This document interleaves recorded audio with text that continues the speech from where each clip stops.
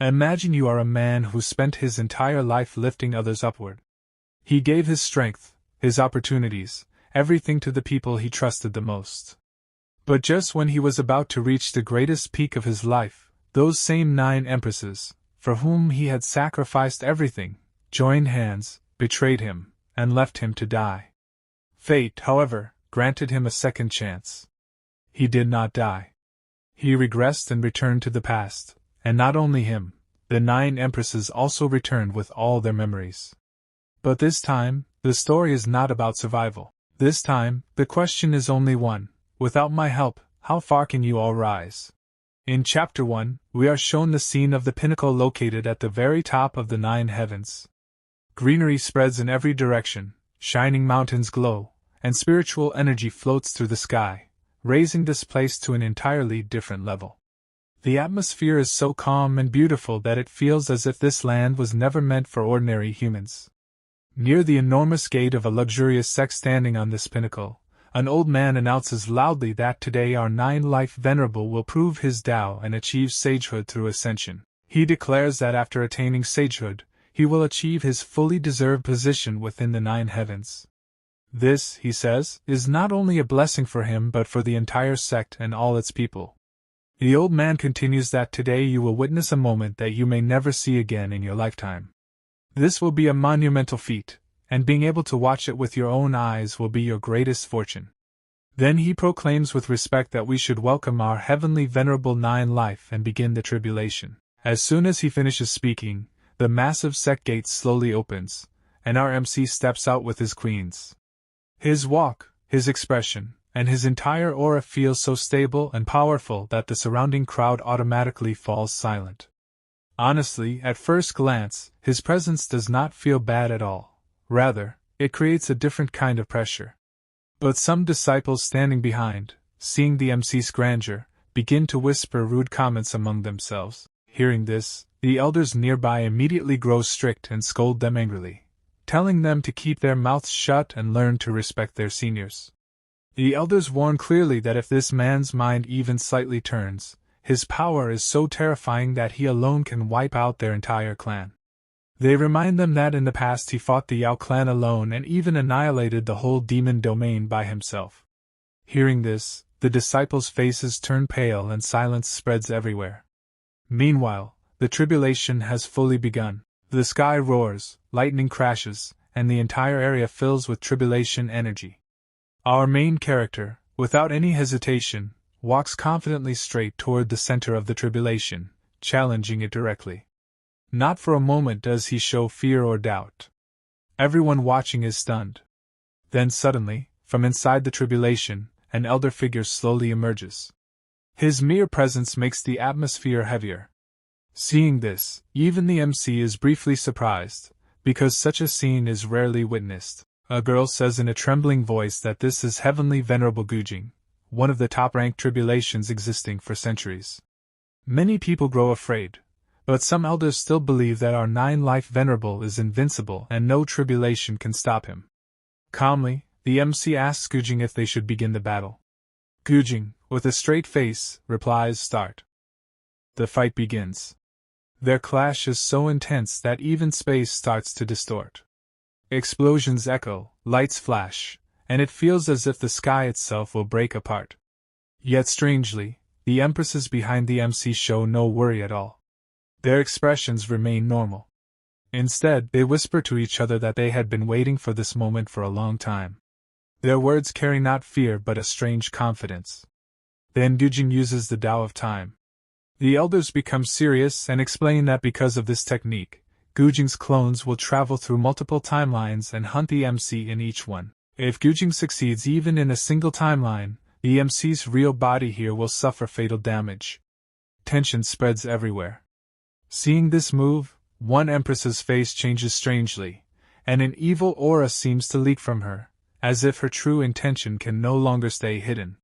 Yet the MC remains calm and says casually that this move is indeed impressive. Then he adds that he must apologize, because in every timeline he has always been an unrivaled existence.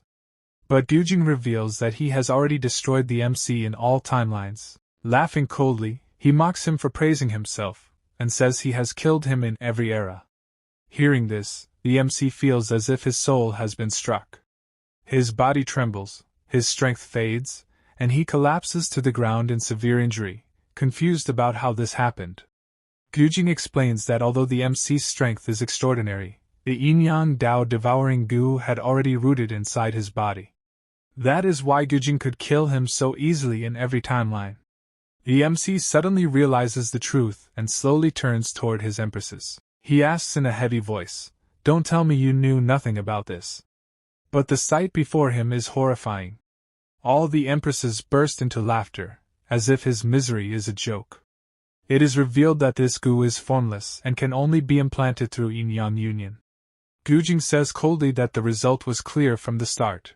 He knew the MC valued loyalty and emotions deeply, and those same women he loved betrayed him. One empress laughs loudly and says there was never love. They only lived in terror because of his power and wanted freedom. Another reminds him of phone books and says she could have lived a normal happy life if not for him.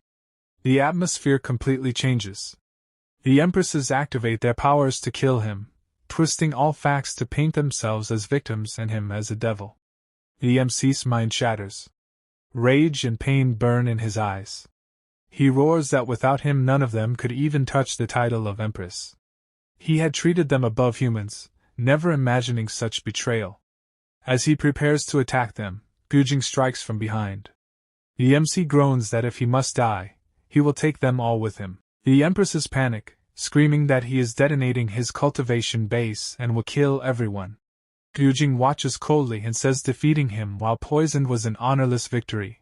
Perhaps he deserves another chance. He uses his time whirlpool and drags the MC and all 8 empresses inside, smiling that they should come to the next round together. Then Gujing unleashes the time and space reversal technique, sending the souls of the MC and the 8 empresses 50 years into the past. The scene shifts to the past. The MC, Louis, looks around in shock. Everything feels familiar yet different. In front of him stands his first empress, Hong Ling, who in the future would become the Sword Maiden of 9 heavens but now is only a humble servant. Her head spins from the regression.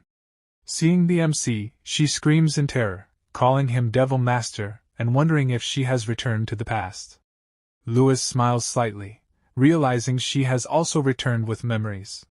He thanks Gujing in his heart for the second chance. Then he calmly removes his socks. The Sword Maiden is confused. Louis extends his feet and says casually, "Wash my feet." She is stunned, yet silently begins washing them, her hands trembling. Louis thinks he could kill her now, but death is not the cruelest punishment. He will let her live, so she can experience the absolute misery of a life without him. He tells her calmly that none of this was a dream, they have truly returned to the past. She is shocked and asks, "We all?" Louis cuts her off and says everything is real. Gujing's technique brought them back, and he remembers every word she spoke that day.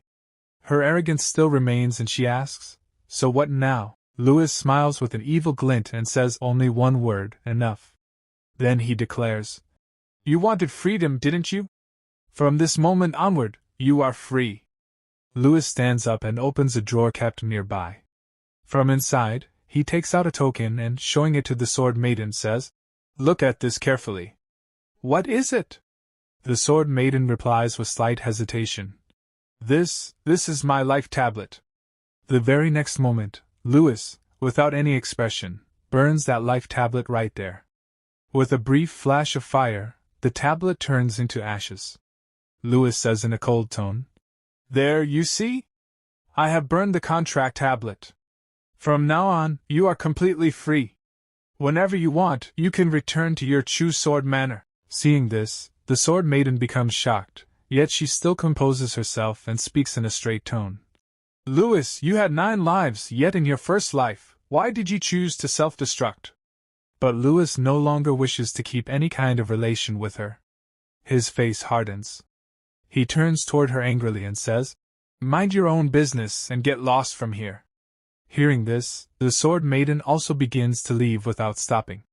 While walking away, she says in a cold voice, "Fine.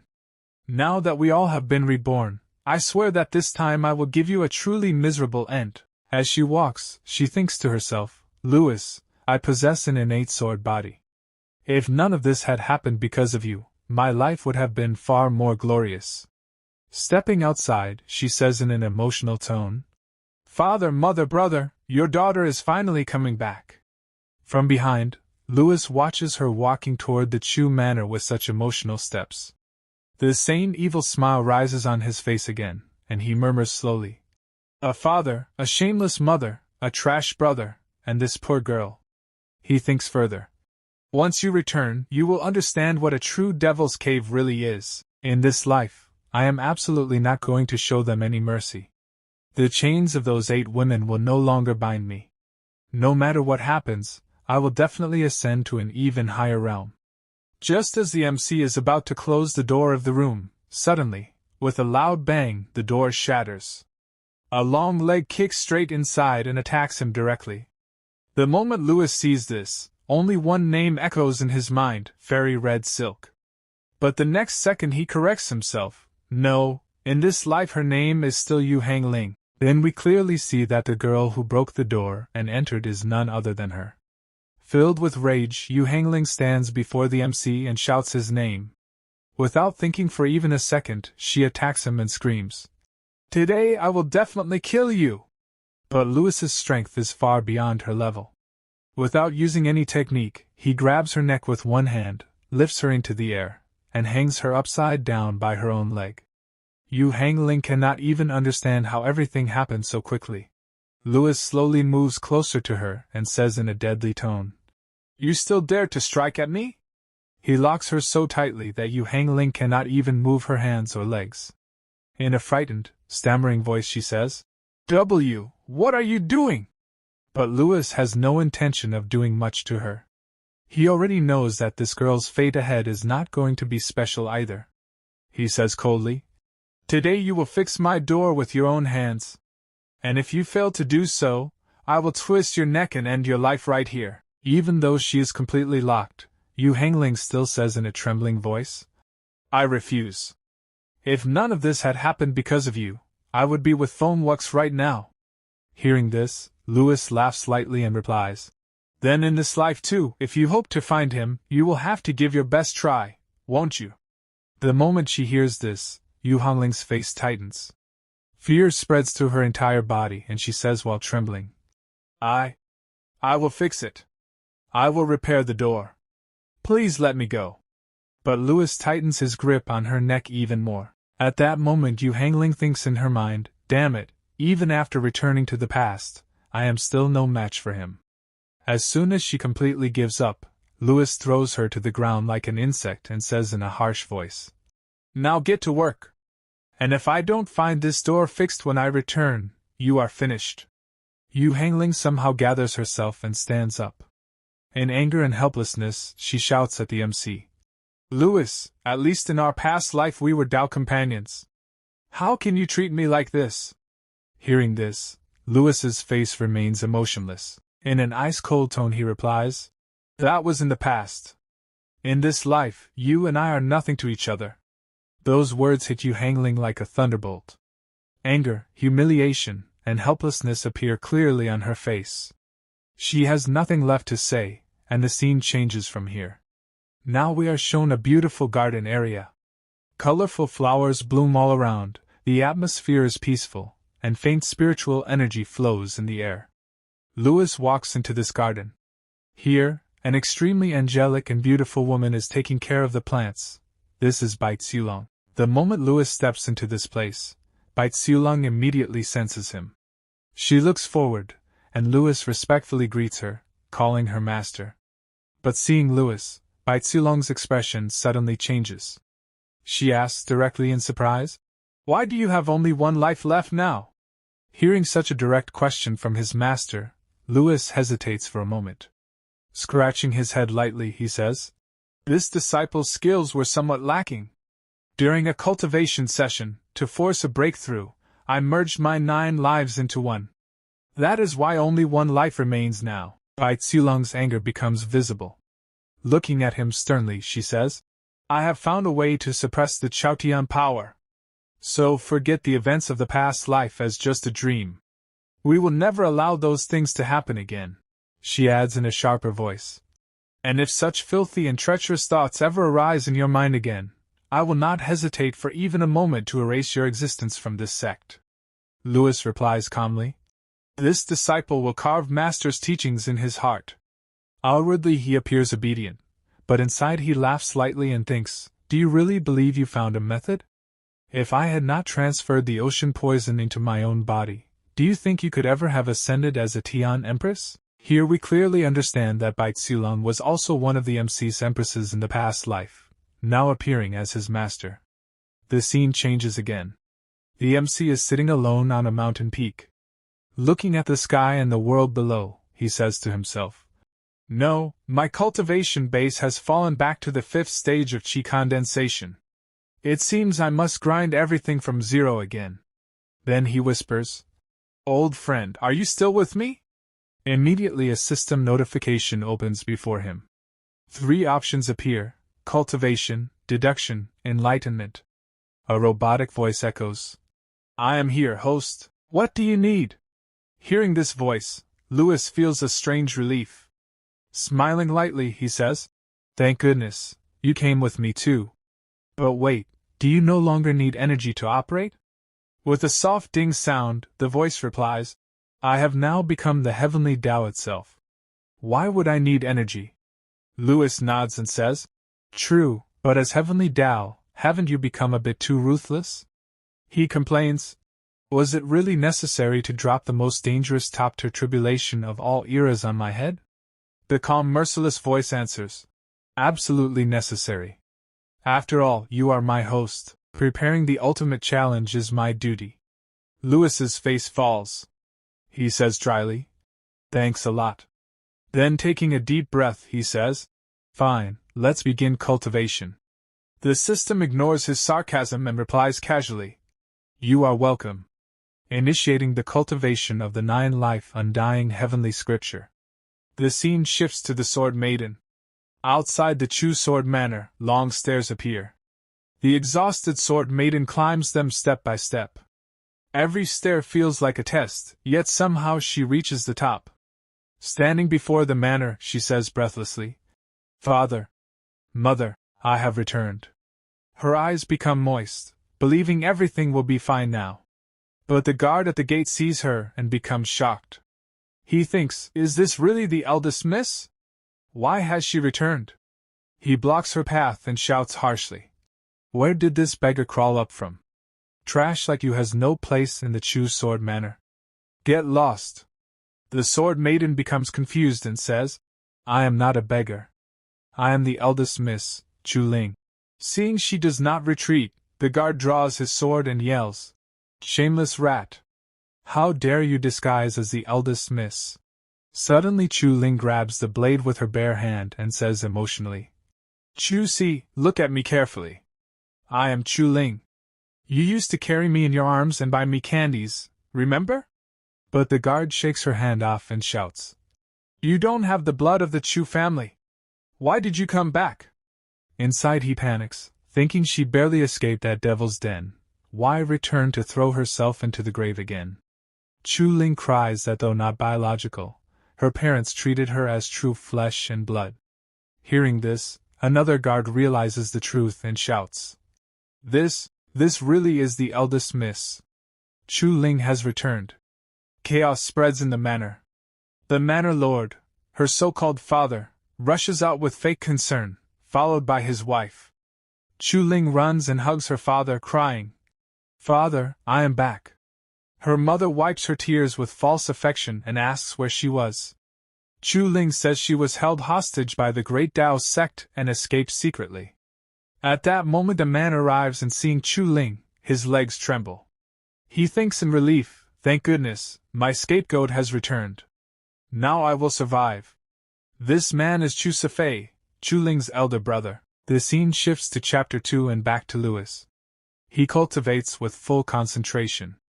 We are told this is the first heaven, the weakest world, divided into many realms: prenatal, postnatal, chi gathering, origin core, shattering, infant void, refining, and Tao integration. With past life experience, Lewis cultivates for 15 days and reaches the 9th layer of chi refining, then begins origin core formation. But suddenly he feels something wrong. His chest grows heavy, breathing falters, and he coughs blood. He mutters, "What is happening? Only half of my chi is helping core formation, the rest feels like stone." After analysis, the system announces, "Celestial rigidity poison detected inside your body." Lewis grits his teeth, realizing those women not only used the yin-yang goo but also planted this poison as insurance so he could never rise again. But his eyes turn cold and he says, "They don't know. I still have one trump card left." He asks the system for a method. The system replies that after breaking through to origin core and converting true chi into true essence, the poison will dissolve. Lewis remembers that in the past he created a perfect return to origin pill which could force the breakthrough. But that pill was gifted to you Hong Ling in the previous life. His fists clench. In this life, nothing like that will happen. Suddenly movement appears in the sky. A giant crane announces that Yu Hong Ling has reached chi gathering perfection in just 1 month and 17 days, breaking the sect record. As a reward she receives a bottle of supreme grade return to origin pills. Lewis narrows his eyes with a dangerous smile. As expected from a future empress, her speed is terrifying. Even with the system, I am only 2 days ahead. Without wasting a second, he leaps down from the peak. The system asks, "Host, where are you going?" Lewis answers calmly, "To the tomb of a void refining expert. I am going to reclaim the return to origin pill that rightfully belongs to me." After this, our scene changes. Now we are shown the inside of an ancient tomb located in the middle of a dense forest, about 500 kilometers away from Trade Dao. The air in this place feels heavy, and an eerie silence is spread in every direction. Walking through the depths of this same tomb, Yu Hong Ling has already arrived there. As she steps inside, she thinks to herself, "According to the memories of my previous life, people are going to discover this place only after 1 full month. That means right now, I am completely alone here." Showing full confidence, Hong Ling enters a cave. She opens the door lying in front of her and begins to move forward through a narrow passage. While walking, only one thought circles inside her mind, that the most precious treasures of this place are hidden right here. She thinks that among these treasures is a fragment of the 9 lives and dying heavenly scripture, and along with it, a perfect return to origin pill. Moving ahead with fast steps, she finally reaches in front of those treasures. First, she picks up the 9-life heavenly scripture and, smiling with great happiness, says, "Senior brother, this time I am 1 step ahead of you." But the moment she opens the scripture and looks inside, her eyes remain wide open in shock. In the very next second, her entire face turns pale. She falls into complete disbelief. We are shown that inside that scripture, written calmly and lovingly in Lewis's handwriting, are the words, "Bitch, you are too late." And not only that, along with it, there are peacefully drawn golden sketches as well. Seeing all this, Hong Ling's voice begins to tremble. Stammering, she says, This. Suddenly, in furious anger, she throws the book onto the ground and screams, "Lewis, you son of a bitch!" The moment the book hits the floor, dozens of yellow-colored golden laser lights activate inside the entire tomb and surround her from all sides. Seeing this, Hong Ling becomes completely terrified. Looking upward, she shouts loudly, "Lewis! Let me get out of here!" But no matter how much she screams, there is no one there to hear her voice. The tomb remains utterly silent. After this, our scene changes once again. Now we are shown the scene 3 days later. We see Yu Hong Ling, filled with extreme anger, coming straight toward the MC's house. Without stopping, she barges inside and kicks the door open. The moment she enters, she yells, "You! Get your backside out here!"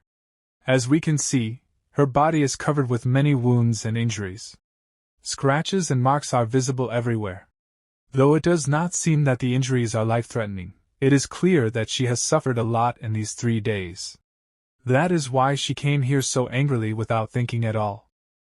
By the way, in this series, most of the characters' names sound almost the same to me, so changing the name a little feels better. Her real name is Hong Ling, but from now on we will call her the Angry Woman. And honestly, there could not be a more perfect name for her than this. This angry woman tries to break into the MC's house and, without taking a breath, starts shouting at him. But suddenly, an energy palm attack arrives and strikes directly on her stomach.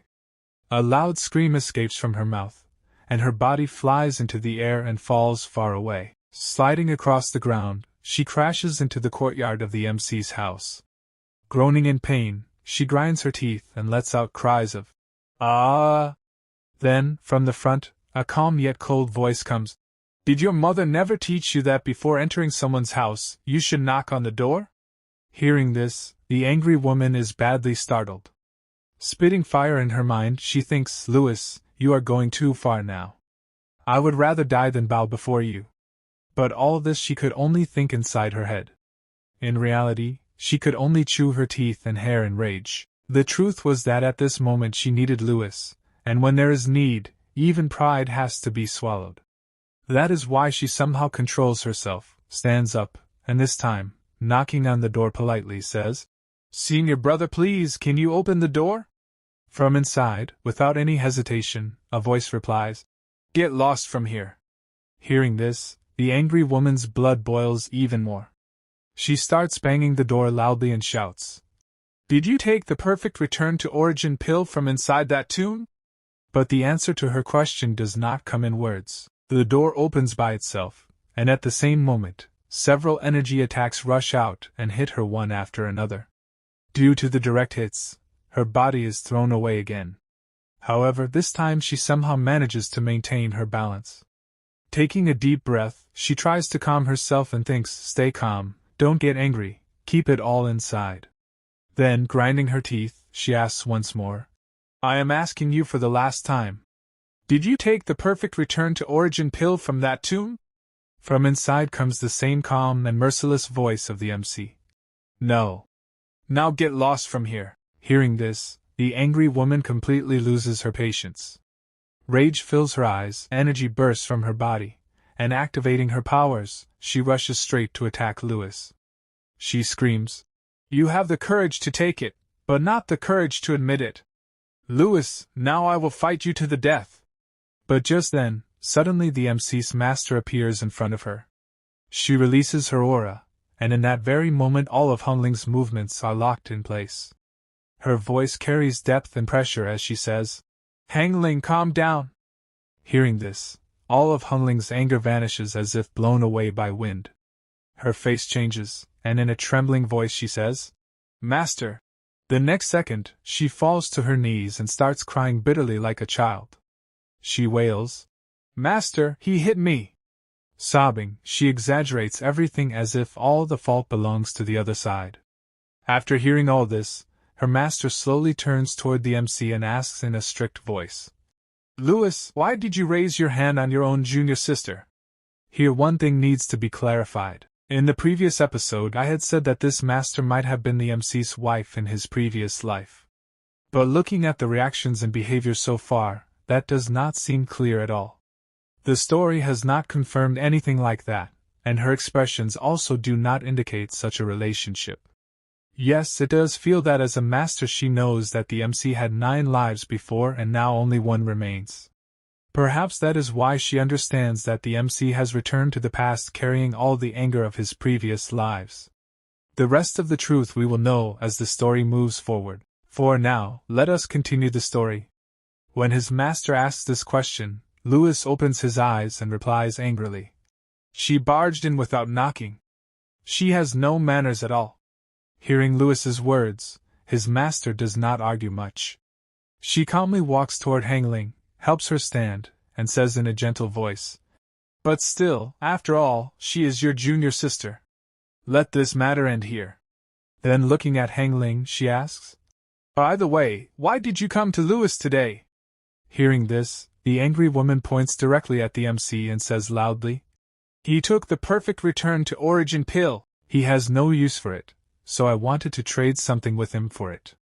Hearing her words, Louis's master turns to the MC and says in a softer tone, "Louis, your aptitude is exceptional. You absolutely do not need the perfect return to origin pill. Why don't you give it to your junior sister?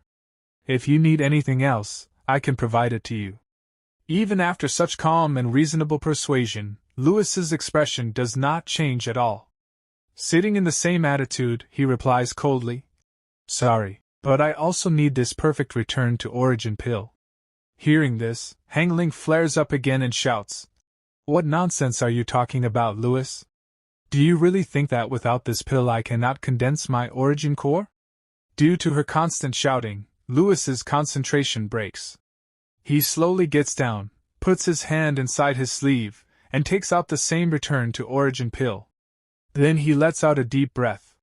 Seeing this, his master's face brightens, and she happily says, There we go. That's a good boy. She is about to praise him more when the atmosphere suddenly changes again. At that very moment, the MC gives a slight smile.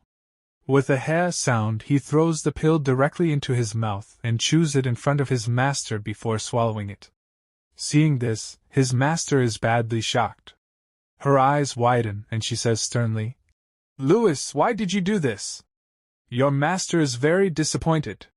Before she can say anything further, the angry woman standing there explodes in rage. Grinding her teeth, she turns back and screams while leaving. Louis, just wait. I will condense my secret core and take full revenge for this humiliation. Seeing her open hostility, the master's face becomes even heavier. Taking a deep breath, she says, I know you still have a lot of anger inside you. But was it really necessary to go this extreme? With this disappointed expression, the scene changes. Now we are shown the scene of the Sword Manor. Here the Sword Maiden is sitting comfortably while someone is feeding her with a spoon. Her mother, in a sweet and loving voice, says, Your mother steamed this emerald rice congee with her own hands, only for you. Taste it and tell me if it is good. As soon as the Sword Maiden eats it, her face lights up. With happiness and emotion, she says, Thank you, mother. In this whole world, only you treat me the best. I never want to leave your and father's side in this life. Hearing this, her mother smiles slightly and asks playfully, Really? Even more than your birth parents? The Sword Maiden replies with a smile, They disappeared right after giving birth to me. How can they be compared with your treatment? Hearing this, her mother laughs softly and says, All right, that's enough. Now hurry and rest a little. The Sword Maiden gently replies, But her mother, inside her heart, is laughing in a strange way, a very relieved and eerie laughter. She thinks, We are saved, we are finally saved. Now our entire family is safe. On the other side, the Sword Maiden suddenly begins to feel extremely sleepy. Her eyes grow heavy, and in a hesitant voice she asks, Mother, why am I suddenly feeling so sleepy? Then her mother slowly turns back with the same sweet yet cold voice and says, If you feel sleepy, just sleep a little. The moment she says this, the Sword Maiden loses control over her body. Overwhelmed by drowsiness, she cannot even hold herself and collapses onto the bed. Holding her head in pain, she thinks, Today everything feels so strange. Why am I feeling such strong sleepiness? This uncomfortable feeling has never happened before. Forcing herself, she releases her aura and commands internally, Circulate Great Lotus Sword Scripture. Tell me what is wrong with my body. But the moment she sees the result, her heart sinks. She trembles in shock. Have I been poisoned? How is this possible? Could it be because of the emerald rice congee? Just then, a knock comes at the door. A voice asks, Have you already fallen asleep? Confused and scared, she immediately lies down, pulls the blanket over herself, and pretends to be deeply asleep. The door slowly opens. Her mother enters with 3 other people. This time her voice holds no sweetness. In a cold, heavy tone she says, Good. The poison has started working. Now we can begin our task. One of the 3 steps forward. It is none other than the Sword Maiden's own brother. Smiling at his mother, he says, Mother, you are truly as impressive as people say. The older the ginger, the spicier the spice. Mother and son both stare at the Sword Maiden with deadly eyes. The mother says coldly, Come, lift her and deliver her to our old ancestor. The brother laughs frighteningly. But they have no idea that the Sword Maiden is still conscious. She hears everything clearly. Every word pierces her heart like a knife. Hearing such horrifying things from her own mother and brother shatters her completely. Tears flow silently from her eyes. She cries inside, screams inside, but her body betrays her. At that moment she realizes, the home she believed was the safest place in the world has become the most dangerous cage of her life. We are shown that two servants were carrying the Sword Maiden and moving forward in one direction. And right behind them, the entire family of the Sword Maiden was also walking along. Just then, the Sword Maiden's father calls one of the servants and asks him, "Did you take care of Chuzi?" This Chuzi is the same guard who had stopped the Sword Maiden from entering at the beginning. The servant replies, "My lord, we have completely taken care of Chuzi and his family. Not a single survivor remains." Hearing about that servant, the main lord's eyebrows rise in irritation, and he says coldly, "Excellent. I never even imagined that a mere servant could ruin my grand design." Then, snorting angrily, he looks sideways at his son and says, "If she had not suddenly run back here to end her own life, you would have been the one offered in the sword sacrifice. Your life was spared this time, so take this as a lesson. Stop wasting your days in alcohol and indulgence, and use your brain for once." But there is a saying, like father, like son. His son blows away all his father's expectations into thin air and, breathing in relief, says, "Yes, father, I was wrong. I promise from now on I will cultivate properly with full effort." These people had no idea that the Sword Maiden was hearing all their words clearly. Listening to them say that she had returned only to lose her life, she begins to cry bitterly inside. She realizes that she had been raised only to be used as a sacrifice for this very purpose. Then, from behind, her brother looks at her with drooling eyes and, with a dark expression, says, "Since she is going to die anyway, why don't I have a little fun with her first? I will only take half an hour." But instead of slapping him in anger, his father merely grabs his ear and pulls it hard while shouting, "What kind of filthy nonsense are you speaking? If nothing else, she is your sister in name. Don't throw the reputation of my Chu Sword Manor into the trash." Groaning in pain, the son replies, "Dad, it hurts. Besides, she is just the child of two dead slaves. Sharing a name does not make us blood relatives." Hearing this, the Sword Maiden receives another massive shock. Trembling inside, she thinks, "So you people murdered my biological parents as well?" Just then, the Sword Maiden's mother approaches her father with a smile and says, "Come on, she is going to die anyway. Why not let our son stay with her for 1 hour?" Her father looks at her sharply and replies, "Absolutely not. We cannot delay the old ancestor's sword refining even for a moment, or our entire family will face his wrath." Seeing even her so-called mother speaking such vile words, the Sword Maiden feels an unbearable rage rising inside her. She thinks, "I treated her like my own mother my entire life, and yet she can say such disgusting things about me." Regret floods her heart, and she whispers in her mind, "Louis, is this the truth you were trying to protect me from? Is this the reason you never allowed me to return home?" She begins to remember scenes from her past, scenes that once never felt painful but had now turned into poison. She recalls the days when she was training dangerously with Louis, training so harsh that many times her life was truly at risk. Covered in sweat, blood, and pain, she had begged him trembling, "Young master, I beg you, please let me go. I miss my parents so much." At that time Louis had looked at her and smiled slightly, but there was no humor in his eyes. Comforting her, he had said, "They are not even your biological parents, then why are you in such a hurry to go back?" Hearing this, the Sword Maiden had puffed her cheeks in anger, turned her face away stubbornly, and said, "They treat me better than even my birth parents ever would." Seeing her sulk like that, Louis had laughed softly and replied, all right. Just wait until I finish refining that sword. After that, I will personally take you back home." She had come close to him and said in a sweet voice, "Young master, what nonsense are you saying? What kind of sword takes so long to refine? You are definitely trying to coax me like a child to keep me here." Then the scene shifts. When the Sword Maiden finally reached Chu Sword Manor, the sight before her burned her entire world. The whole manor was engulfed in flames. Smoke everywhere, screams, the stench of burning wood. Her legs had given up, and she had collapsed on her knees crying, "Dad! Mom! I came too late." From that very moment, hatred for Louis had been born in her heart. She had sworn inside, "Louis, all this happened because of you. I will take revenge on you." But now, hearing and seeing the real truth, only regret remained inside her. Her heart was completely broken. She thought painfully, "Louis, the sword you were talking about was actually a demonic sword." With this thought, the scene changes again. At the same time, on the other side, our MC was watching this entire scene in HD quality with the help of the system. Every word, every sound, every intention was clear to him.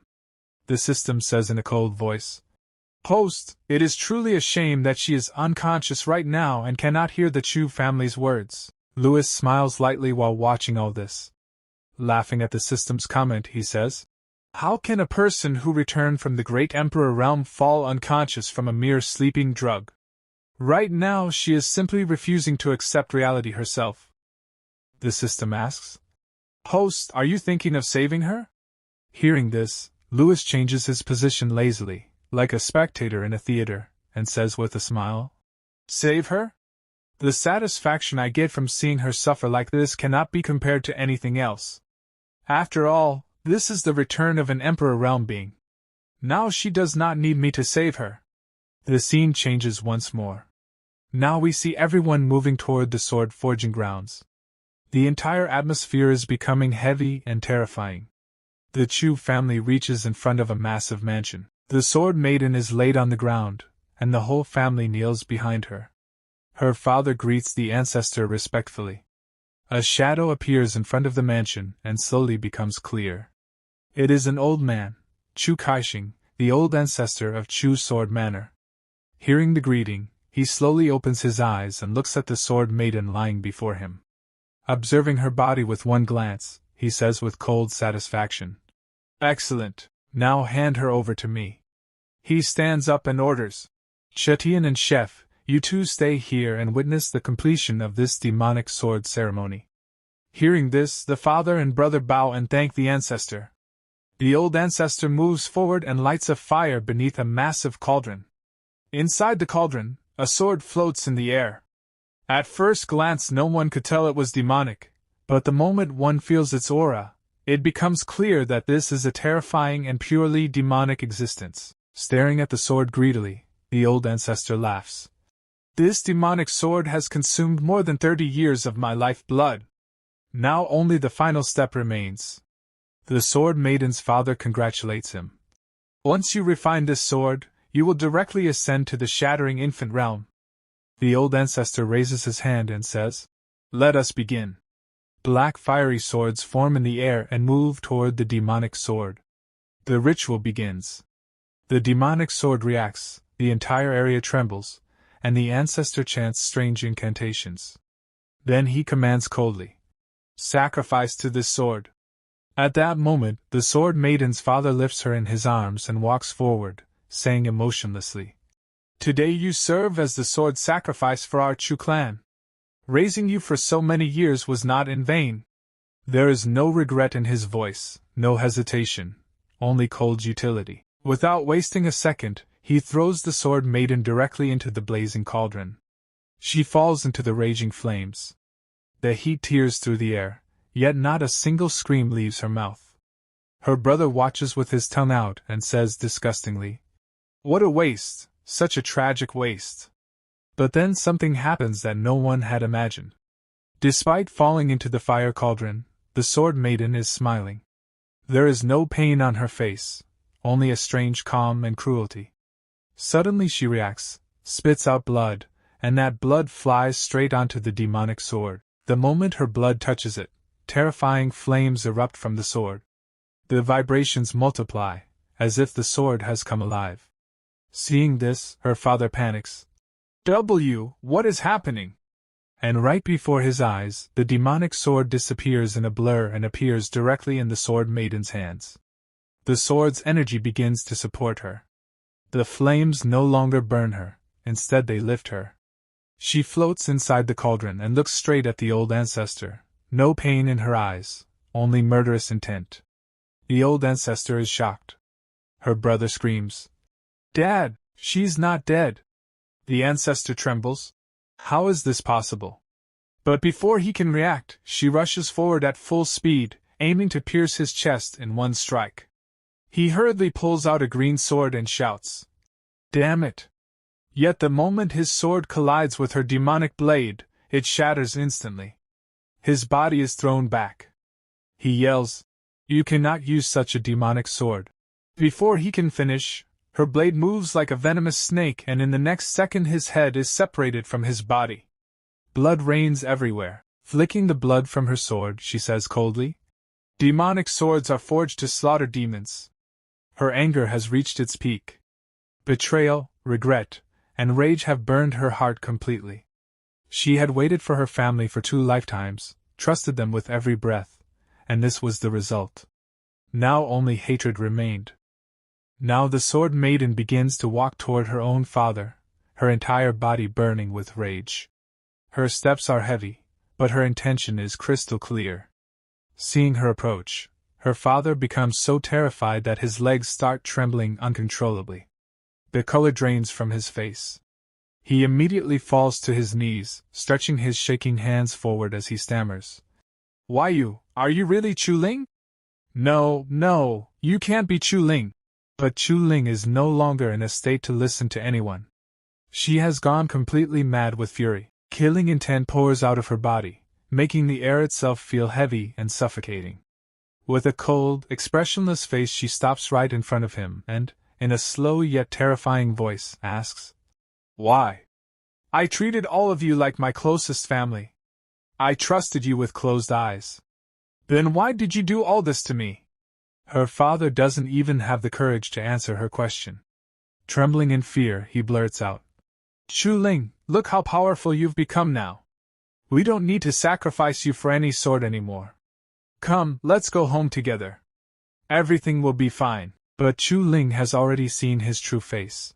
She lets out a faint laugh, a laugh filled with both pain and hatred. Pulling out her sword, she says coldly, "You are not even worthy to take my name with that filthy mouth." Without a single moment of hesitation, she swings her blade. In one strike, her father's head flies into the air, blood spraying everywhere like a fountain. At that moment, Chu Ling looks exactly like a demon, ready to cut down anything that stands in her path without mercy. After that, she turns around. In front of her stands her so-called brother. The moment his eyes meet Chu Ling's, he is struck with terror. He steps back, his lips trembling. Looking at him with icy eyes, Chu Ling says, "Now as for you, you animal." Her brother immediately interrupts, dropping to his knees and banging his head on the ground repeatedly. Yes, I'm an animal. Just treat me like a dog and let me go. Please don't kill me." But in the blink of an eye, Chu Ling's sword moves again. His neck is severed instantly, and his body collapses to the ground. Chu Ling says without any emotion, "You are worse than a dog." At a distance, her mother, who still had no idea about the fate of her husband and son, becomes confused seeing the scene. All she can see is Chu Ling walking out of the sword forging grounds alone with a sword in her hand. Her steps are calm, her face emotionless, but behind her lies a tale of death and blood. Shocked, her mother walks forward and asks in confusion, "Chu Ling, how did you come out? And the others, where are they?" Chu Ling keeps walking without stopping, without even looking at her. As she passes beside her mother, she answers in a cold voice, "Who exactly are you talking about?" Her mother grows even more nervous and hurriedly says, "Your father, your brother, your family." Hearing this, Chu Ling suddenly stops. She slowly turns back. There is no anger in her eyes now, only an empty, chilling coldness. "I don't have any family anymore," she says. The next instant her sword flashes. With a single stroke, her mother's head is separated from her body. Blood scatters into the air, but this time there is no hatred or rage on Chu Ling's face, only a lifeless calm. In a flat voice she says, "Why don't you go and join them? Without looking back even once, she walks ahead and declares coldly, "Every single person of the Chu family deserves to die." The scene changes. The entire Chu family territory is shown. A sword pierces violently into the ground. As the camera rises, we see that Chu Ling has slaughtered every single person of the clan. Old, young, servants, guards. No one survived. After such a long massacre, Chu Ling is completely exhausted. Her body is wounded, clothes torn, covered in blood and dust.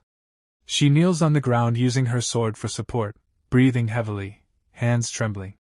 All of this is being watched live by our MC through the system. Seeing the sight, Lewis nods slightly and says, "Not bad. She didn't leave a single soul alive in Chu Sword manner. She didn't even spare the chickens." Stretching his hand lazily, he adds, "All right, close it now." He is just about to relax on his bed when the system asks, "Host, won't you continue watching? A shattering infant realm expert is about to come and kill her." Lewis smiles faintly. What is there to see? She deserves all of this. The scene shifts back to Chu Ling. The manor is now nothing but ruins, corpses, and blood everywhere. Chu Ling falls to her knees, whispering in a broken voice, "I was wrong, I was so wrong." Tears flow from her eyes, her body shaking in pain. She has no strength left to fight. From a distance someone approaches, the shattering infant realm expert, Reverend Li Jian. The moment he sees Chu Ling and the demonic sword in her hand, greed shines in his eyes. This demonic sword, it's actually complete. Laughing, he pulls out his blade and shouts, "That sword only brings you pain. Let me free you from it." He attacks at full speed, but Chu Ling barely tilts her sword, offering almost no resistance, as if she has already accepted death. Yet Li Jian suddenly stops his blade near her neck, noticing she hasn't reacted at all. No fear, no hope, nothing. He laughs madly. "Just as I thought, she has completely lost her mind." But at that very moment Chu Ling moves. With a single block she releases an overwhelming force that blasts Li Jian away, tearing his clothes and throwing him to the ground. Stunned, he mutters, "She's only at Origin Core Realm. How can she have such terrifying sword skills?" Chu Ling stands there lifelessly, as if emotions have abandoned her. Li Jian stares greedily. This girl hides a huge secret. The sword isn't the only treasure here. Suddenly Chu Ling turns and begins running away. Li Jian is shocked. What?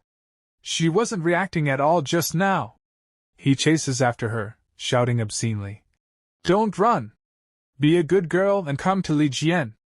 Chu Ling keeps running despite her injuries, blood dripping with every step. Her lips tremble as she repeats, "I was wrong. I must repent. I must repent." Her mind seems broken, clinging only to guilt and regret. The scene shifts to Lewis. Outside, the furious woman Hong Ling is banging on his door, screaming accusations. Lewis sits calmly in meditation. The system asks, "Host, she is insulting you so badly. Will you just listen?" Without opening his eyes, Lewis replies, "Block my ears. I must focus on cultivation. Nothing will stop me from achieving sagehood."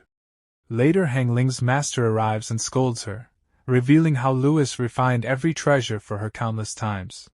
Hearing this, Hong Ling is shaken, but still refuses to apologize. Her master angrily sends her to the back mountain to reflect.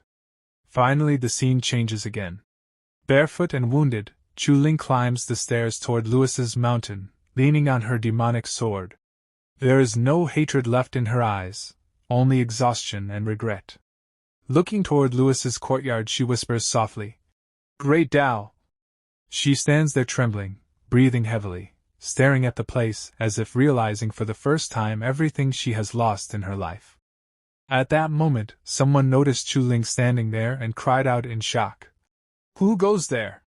Before anyone could react, Chu Ling's strength gave out. She collapsed to the ground and fainted.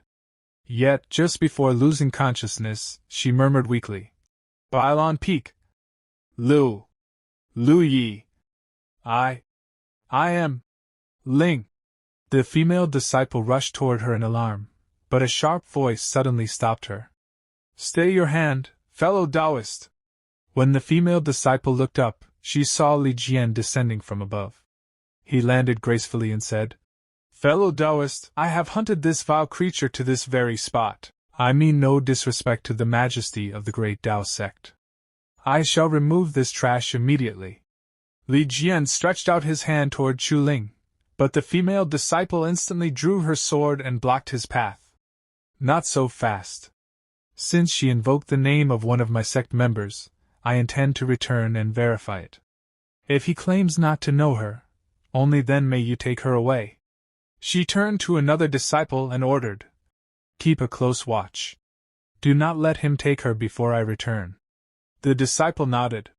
"Understood." At Bailon Peak, the female disciple stood outside Lu Ye's room and called out loudly, "Junior brother Lu Ye! A woman claiming to be Chu Ling has collapsed outside the mountain gate. She is being hunted and is gravely injured. Do you know her?" From inside, Lu Ye asked coldly. "Who?" The disciple replied, "Chu Ling." After a brief silence, Lu Ye answered in an icy tone, "I don't know her." The female disciple responded, "Since junior brother does not recognize her, we shall not intervene." Lu Yi repeated firmly, "I said I don't know her." "Understood. Farewell," she said before leaving. Inside, the system asked Lu Yi, "Does Master truly intend to leave her to die?" Lu Yi replied calmly, "Have you forgotten how she treated me in my past life?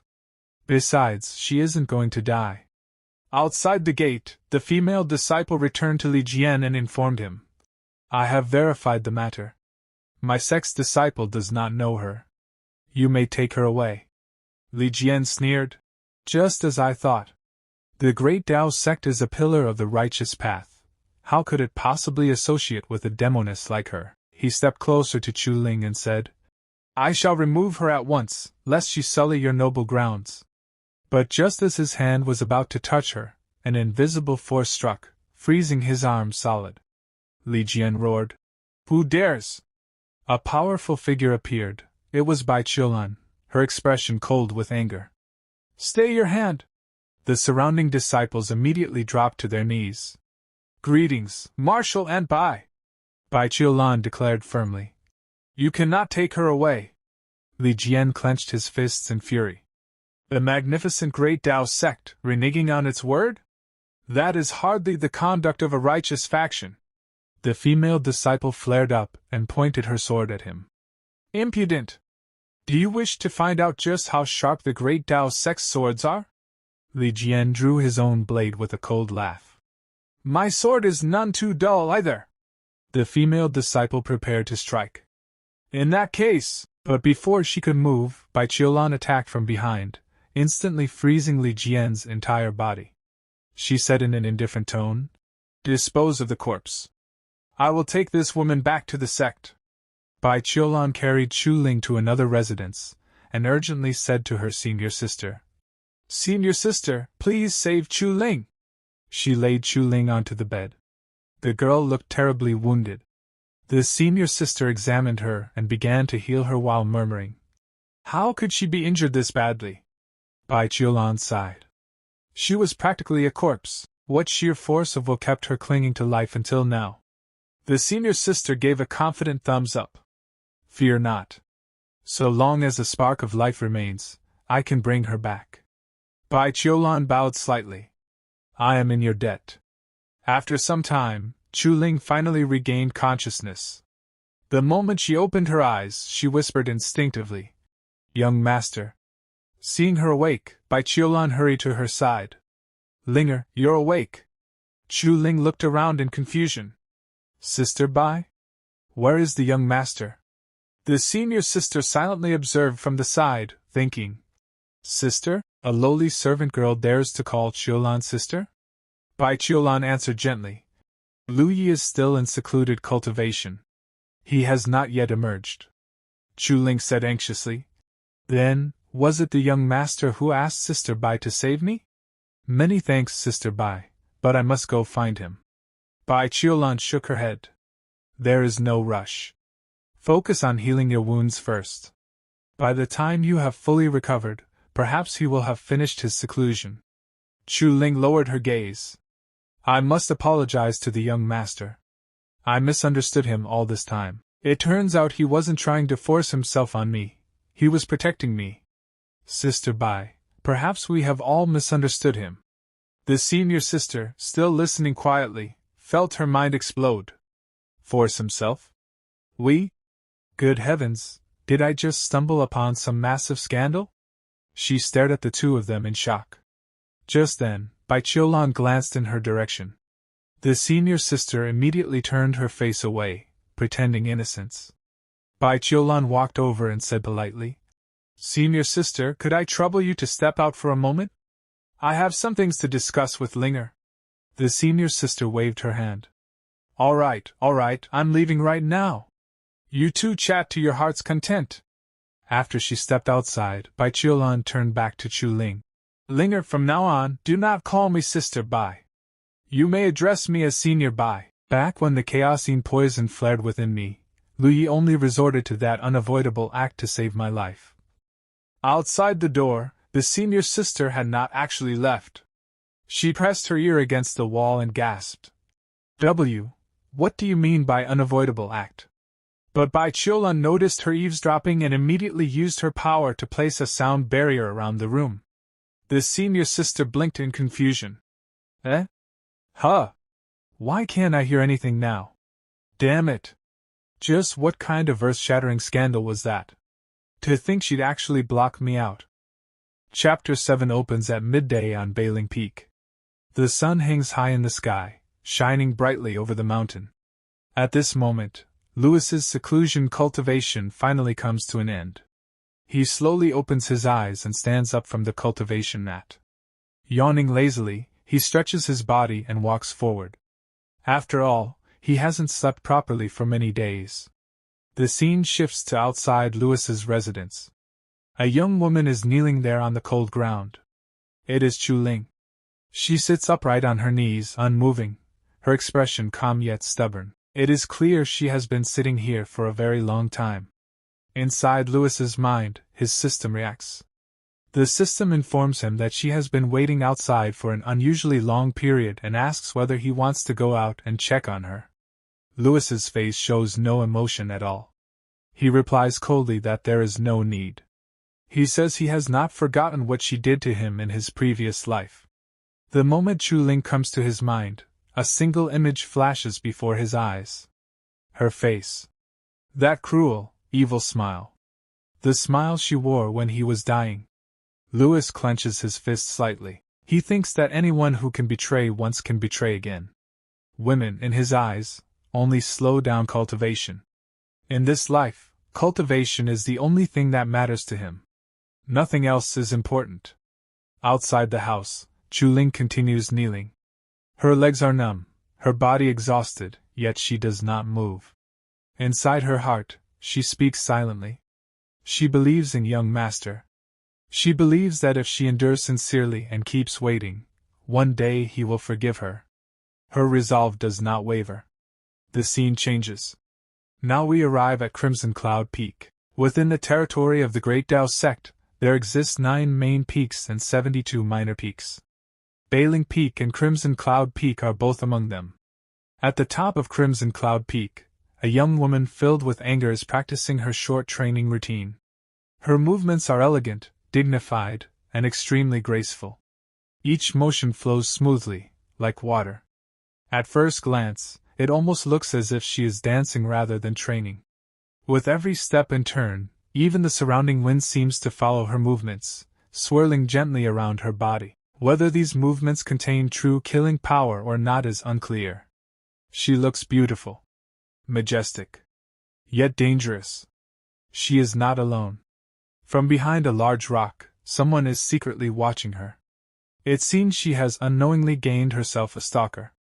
A shy-looking young man. His name is Ling Wushang. Most people simply call him Ling. Ling is completely mesmerized. He watches her movements without blinking, his mind utterly captivated. Somehow, even her anger appears beautiful to him.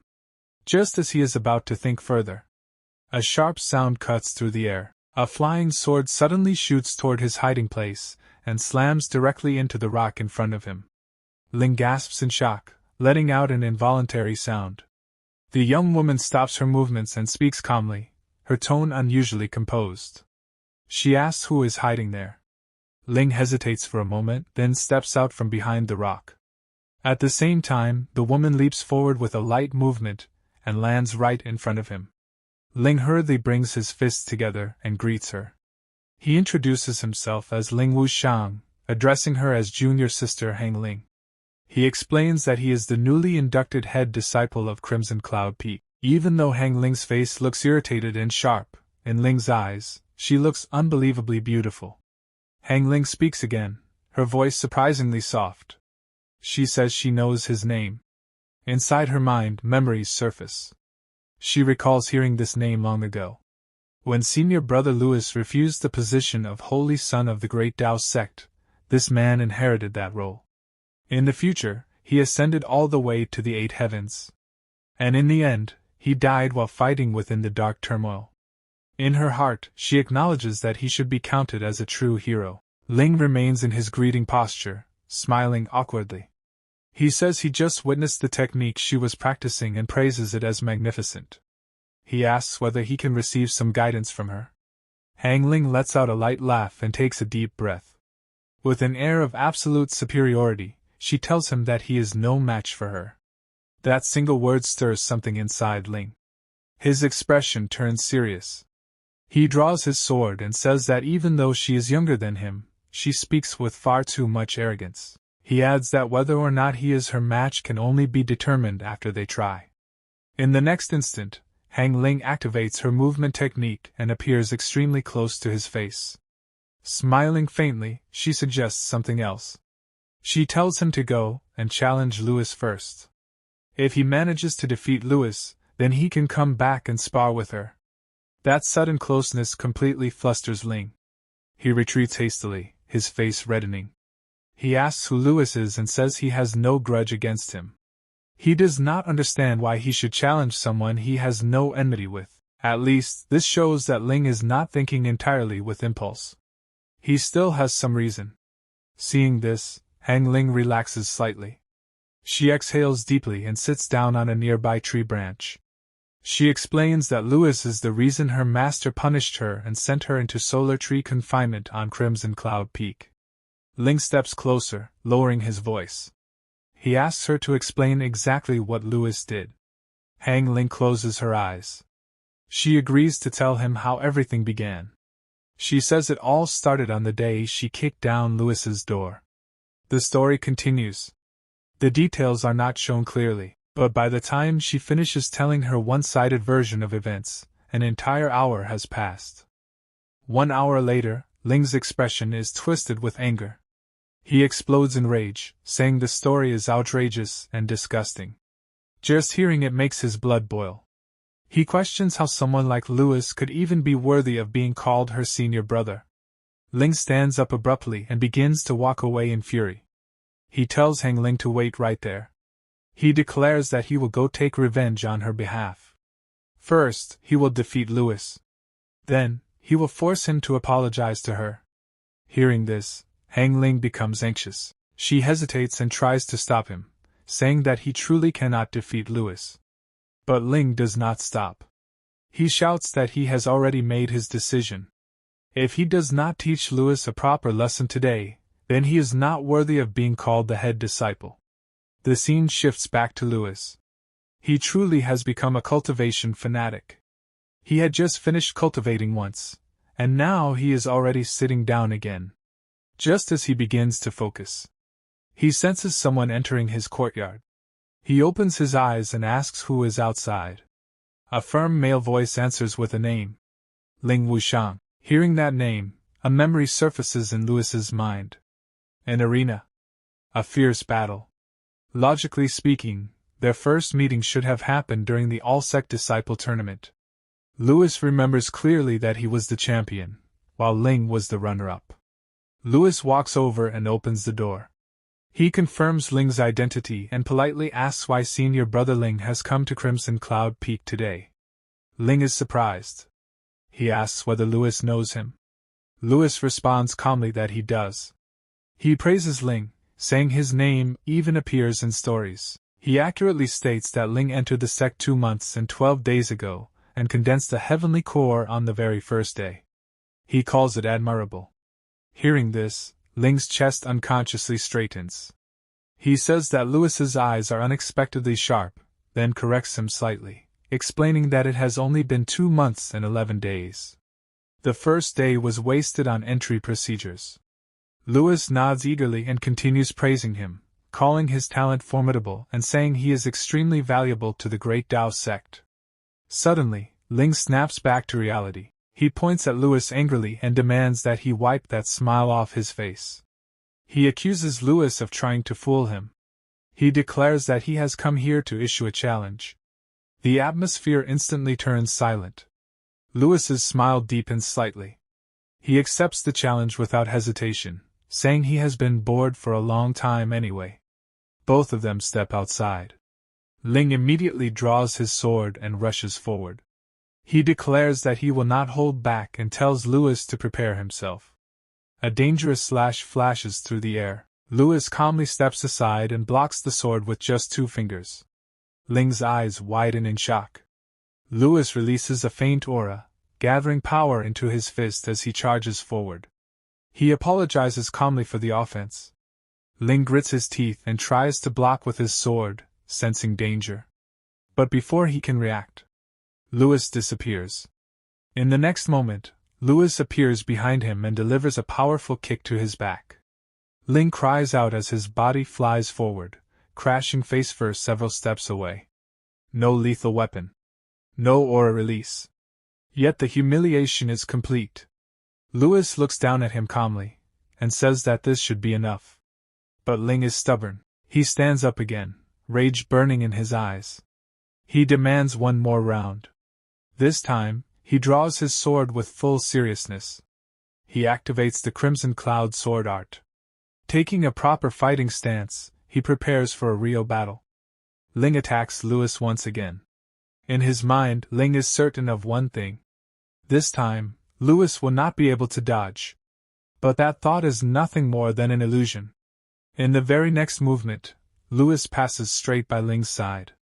Effortlessly. Casually. The attack misses completely. Ling's eyes widen in disbelief. He cannot accept what just happened. His breathing becomes uneven, a trace of panic appearing on his face.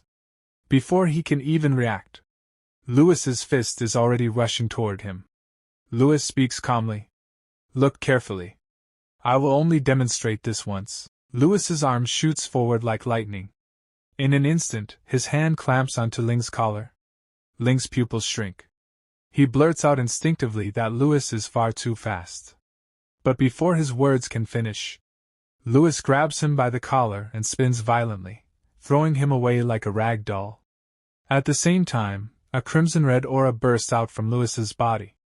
On the other side, Ling stabs his sword into the ground. His feet scrape across the surface as he slides backward, barely managing to stabilize himself. Lewis then stands upright, calm and dominant, like a true Sigma male. He looks at Ling and asks casually how was that, and whether he still wants to continue. Ling is clearly shaken now. Sweat drips down his face. His voice trembles slightly as he admits that in terms of skill, he is inferior, but his comprehension ability is strong. Lewis tilts his head slightly. Oh? What does senior brother mean? Ling suddenly launches another attack. He shouts that he has already comprehended the second form of the Qixia sword art. His sword slashes forward, tearing through the ground as the attack surges toward Lewis at terrifying speed. Cracks spread across the earth. Dust flies everywhere. Yet Lewis remains standing calmly. He simply watches the attack approach. Then, in a serious tone, he speaks. Senior brother indeed has good perception. In the next moment, Lewis swings his hand like a blade. His palm cuts through the air. The incoming sword attack is shattered instantly. Completely destroyed. Seeing his strongest move erased so casually, Ling is utterly shocked. Cold sweat pours from his body. His eyes remain wide open. He cannot say a single word. Lewis lowers his head slightly. He extends his hand forward in greeting and asks whether they can end it here. Ling takes a deep breath. He bows his head and returns the greeting. He admits his defeat. He acknowledges that Louis is far stronger, and says that Louis's future achievements will inevitably surpass his own. Louis smiles faintly. He tells Ling not to worry. In the future, if anyone asks, he will say that he fought senior brother for 10 rounds and barely achieved a narrow victory. Hearing this, Ling laughs loudly. He praises Louis as a good person and says he will remember him. He then turns around to leave, bidding farewell and saying they will meet again. Just as Ling is walking away, Chu Ling suddenly runs over in a hurry. She is here to see Louis. She calls out happily, saying that senior brother has finally come out. Ling turns his head toward her. Inside his mind, a thought appears. Are there really so many beauties on Bailing Peak? Louis, however, has no intention of meeting Chu Ling. Without hesitation, he shuts his door. The sound echoes in the courtyard. Chu Ling freezes on the spot. She stands there silently, completely stunned. Slowly, she kneels down again. Her face is filled with sadness. She asks softly why senior brother closed the door again. Ling walks over and speaks to her. He tells her that a woman's dignity is precious. There are plenty of fish in the sea. Since Louis is unwilling to see her, why should she cling to a single tree? Chu Ling's regret deepens. Her eyes redden as she begs softly, asking whether senior brother cannot just open the door and look at Ling at once. Ling tries to ignore the situation.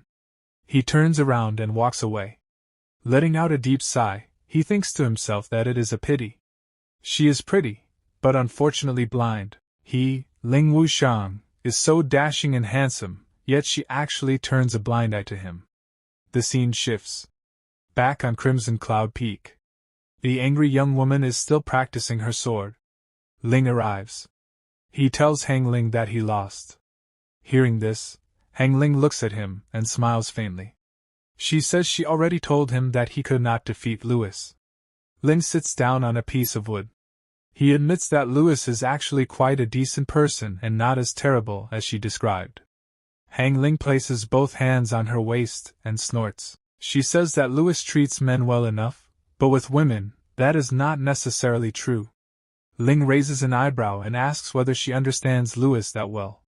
He mentions that he just saw a young maiden kneeling before Louis's door, yet Louis kept the door shut and refused to come out. Hong Ling is startled. A maiden? She asks what she looked like and what her name was. Ling replies that she was very pretty. He recalls hearing her call herself Ling or something similar. Hong Ling's heart trembles. Chu Ling. She actually came back. Her thoughts become chaotic. She wonders how this should be handled. She tells herself not to be jealous. Why would she be jealous? That would be ridiculous. How could she possibly be jealous over Lu Yi? At the same time, Ling's expression darkens. A terrifying realization hits him. No way. Is she also Lu Ye's woman? Then don't blame him for not knowing how to cherish jade and pity fragrance. Ling suddenly stands up. He challenges Hong Ling. He says that he has already fulfilled his promise to challenge Lu Yi, so now she must spar with him. Hong Ling hesitates. She points out that he did not defeat Lu Yi. Ling does not care. He says that he went to challenge Lu Yi for her sake, so she must take responsibility. Hong Ling stares at him for a moment. Then she accepts. She says it is time to make him give up on this foolish heart of his. Her eyes turn red with anger. She charges forward first. She declares that she will not hold back like Lu Yi did. A violent explosion erupts on the mountain. Shockwaves spread across the peak. Ling desperately tells her to be gentle. But Hong Ling does not listen at all. Half an hour later. Ling's condition is miserable. His face is swollen. His cheeks are bruised.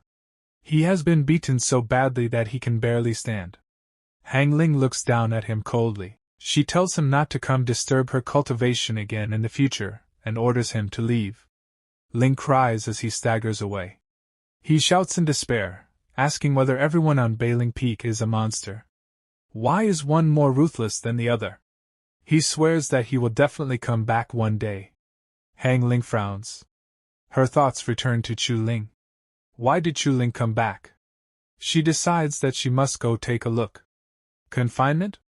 Who cares about confinement? Meanwhile, back at Bailing Peak, Chu Ling is still kneeling outside Louis's room. Her body is trembling. Her regret is overwhelming. She keeps apologizing softly, saying it was Linger's fault and that Linger was wrong. Her voice grows weaker.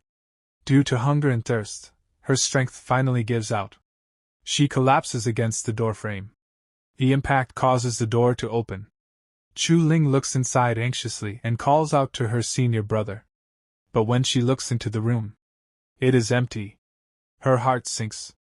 Her face turns pale as she whispers in shock. Senior brother is missing. The chapter begins with Hong Ling arriving to meet Chu Ling. Chu Ling is slightly surprised when she sees Hong Ling standing there. Hong Ling speaks in a very harsh tone and says, Lu Yi has already left. So why are you still kneeling here? He is not coming back. But Chu Ling is drowning in guilt. Tears of regret continuously fall from her eyes. She turns toward Hong Ling and says, Even if the young master is not in the sect right now, I will continue kneeling here until the day he returns. Hong Ling becomes angry. She grabs Chu Ling's hand and tries to pull her up, saying, You should stop kneeling and stand up. We are female cultivators. We have dignity too. Why are you humiliating yourself like this? But Chu Ling shakes off Hong Ling's hand and cries, Sister Hong Ling, I was wrong. I made a huge mistake. I poisoned the young master. This punishment is what I deserve. Just then, Master Bai arrives. As soon as she comes, she speaks gently to Chu Ling. What happened is already in the past. From now on, we should start anew. You shouldn't keep blaming yourself. But Chu Ling still cannot let go of the past. She firmly shakes her head and says, A heavenly rigidity poison can never be completely cleared. A part of it will remain inside his body forever. Curing it is extremely difficult. When Hong Ling and Master Bai hear this, both of them are shocked. Hong Ling asks in disbelief, You mean, the heavenly poison is still inside Lu Ye's body? And it will remain there permanently? She is confused. Master Bai then speaks again, mentioning the perfect returning origin pill. The moment Chu Ling hears about that pill, her regret deepens even further. More tears fall from her eyes as she says, So that means Lu Yi didn't intentionally take the perfect returning origin pill. It was because the heavenly rigidity poison flared up and consumed its power. Hearing this, Hong Ling's eyes also fill with tears. She lowers her head and apologizes softly. Senior brother, I'm sorry. Master Bai sighs deeply and says, How wrong we all were about Lu Yi. But where exactly are you now? Scene shift. The scene shifts to the back mountains of the Great Tao sect. There, Lu Yi is cultivating calmly and peacefully. His mind is focused only on self-improvement, not on women. This time, he will not make the same mistakes again. His only focus is cultivation. Through the system, Lu Yi is monitoring the 3 female leads. The system says, Master, they are all waiting for you to return. Lu Yi replies coldly, Let them be. It's quiet here. I'll cultivate here. I've figured it out now. Women, one after another, are all stumbling blocks on my path to the Tao. Our main character is finally on the right path. Straightforward. No distractions. But the system is restless and asks, How long does Master plan to stay here? Lu Yi ignores it. Golden energy bursts out from his body as he smiles and says, Before the December disciple competition starts, I will reach the 13th layer of the Origin Core realm and gain qualification to enter the Great Tao Treasure Pavilion. 3 months later. 3 months pass. The disciple competition is about to begin. Numerous disciples fly toward the arena on their swords. Someone announces, The Order Peak Master of all peaks leads the 92nd generation disciples to gather at the Great Tao Terrace. Lu Yi also flies toward Belan Peak, his face filled with confidence. But suddenly, he stops. His eyes land on 3 figures. They are none other than Hong Ling, Chu Ling, and Master Bai. Lu Yi falls silent. At that moment, Chu Ling turns around. Her eyes meet Lu Ye's. Young master! she calls out. Lu Yi gives no response. Suddenly, Hong Ling runs toward him and apologizes. Senior brother. I'm sorry. Chu Ling also rushes over, trying to apologize. Master Bai calls out, asking Lu Yi to stop. The commotion draws everyone's attention. The disciples whisper in shock. What is going on? Two stunning beauties are apologizing to one man at the same time? The chatter irritates Lu Yi. His expression turns cold as he says firmly, Get lost. The disciples are completely stunned. He actually told three goddesses to get lost? Lu Yi looks like a total badass. Hong Ling clenches her fists, furious. She turns around and says, If you want me gone, then fine. I'll get lost. She leaves. Master Bai also turns away, clearly upset. I'm tired. That's why I'm leaving. She cannot believe how bold Lu Yi has become. Only Chu Ling remains. She steps forward and says softly, Young master. But before she can finish, a group of disciples kneel before Lu Yi, bowing deeply. Hero! A model for our generation! Please accept our bow! They finally understand. Ignore women, move forward, cultivate hard. Suddenly, a powerful voice echoes. Everyone take your places. All disciples move toward the arena. Another announcement follows. Next, please welcome the Vice Sect Master. An old man enters the arena. Half bald, wearing round glasses, full of authority. He begins his long speech about the Tao. Lu Yi yawns lazily and mutters. Even the bureaucratic tone is exactly the same as my past life. I should have arrived later. Finally, the Vice Sect Master announces. The competition follows a single elimination format. Go all out. Do not be cowardly. I declare the 90-second disciple competition officially begun. Battles begin. A beautiful girl steps into the arena. Several disciples stare shamelessly at her legs. But Lu Yi doesn't even look. Hong Ling notices this and feels conflicted. The battles begin. Hong Ling defeats her opponent with a single kick, sending him flying off the stage. The Vice Sect Master announces her victory. Next, Chu Ling's turn. Before stepping onto the stage, she approaches Lu Yi and says, Young master, I have joined the Great Tao sect. Tears of regret still fill her eyes. She steps onto the stage while still looking at Lu Yi. The disciples praise her beauty. Her opponent mocks her. Junior sister, you've already humiliated yourself enough. Why keep throwing yourself at him? Chu Ling's expression hardens. She replies firmly. Thank you for your concern, senior sister. For me, the young master is an existence more important than the Tao itself. The opponent explodes in anger. Nonsense! I'll beat you until you wake up! This part begins with Chu Ling fighting another female disciple in the arena. The two of them are clashing fiercely while the surrounding disciples cheer loudly. Both sides have their supporters, but especially many disciples are shouting for the other female disciple. Teach her a lesson! Show her her place! On the other side, senior sister Hong Ling is quietly looking toward Lu. She starts thinking to herself, although this Lu is a little handsome, there are no fewer than 10 men in the Great Tao sect more handsome than him. So how exactly did this little girl fall for him so deeply? It's truly baffling. Meanwhile, the female disciple activates her technique. Spiritual energy surges around her as multiple clones appear, surrounding Chu Ling from all sides. She begins pushing Chu Ling back. Junior sister, if you don't wake up soon, don't blame me if I accidentally hurt you as your senior sister. But suddenly, Chu Ling's eyes sharpen. In the next instant, she unleashes her own technique. With one swift motion, she destroys several of the clones in a flash. Her sword moves like lightning, cutting through illusions instantly. Before anyone can react, she appears in front of the female disciple, her blade stopping just inches away from her neck. The entire arena falls silent. Fear clearly appears on the female disciple's face. Chu Ling calmly says, Thank you for your concern, senior sister. Then she slowly withdraws her sword and politely adds, I accept your concession. And just like that, Chu Ling of Blazing Peak wins. A bright glow appears on her face as she turns toward Lu with a smile. Young master, I won! But Lu gives no response. All the disciples turn to look at him. He still hasn't melted. He knows exactly what he needs to do. He doesn't plan to get distracted by girls. Without even looking back, he walks toward the stage because the next match is his. Everyone is shocked by his attitude. The disciples start whispering among themselves.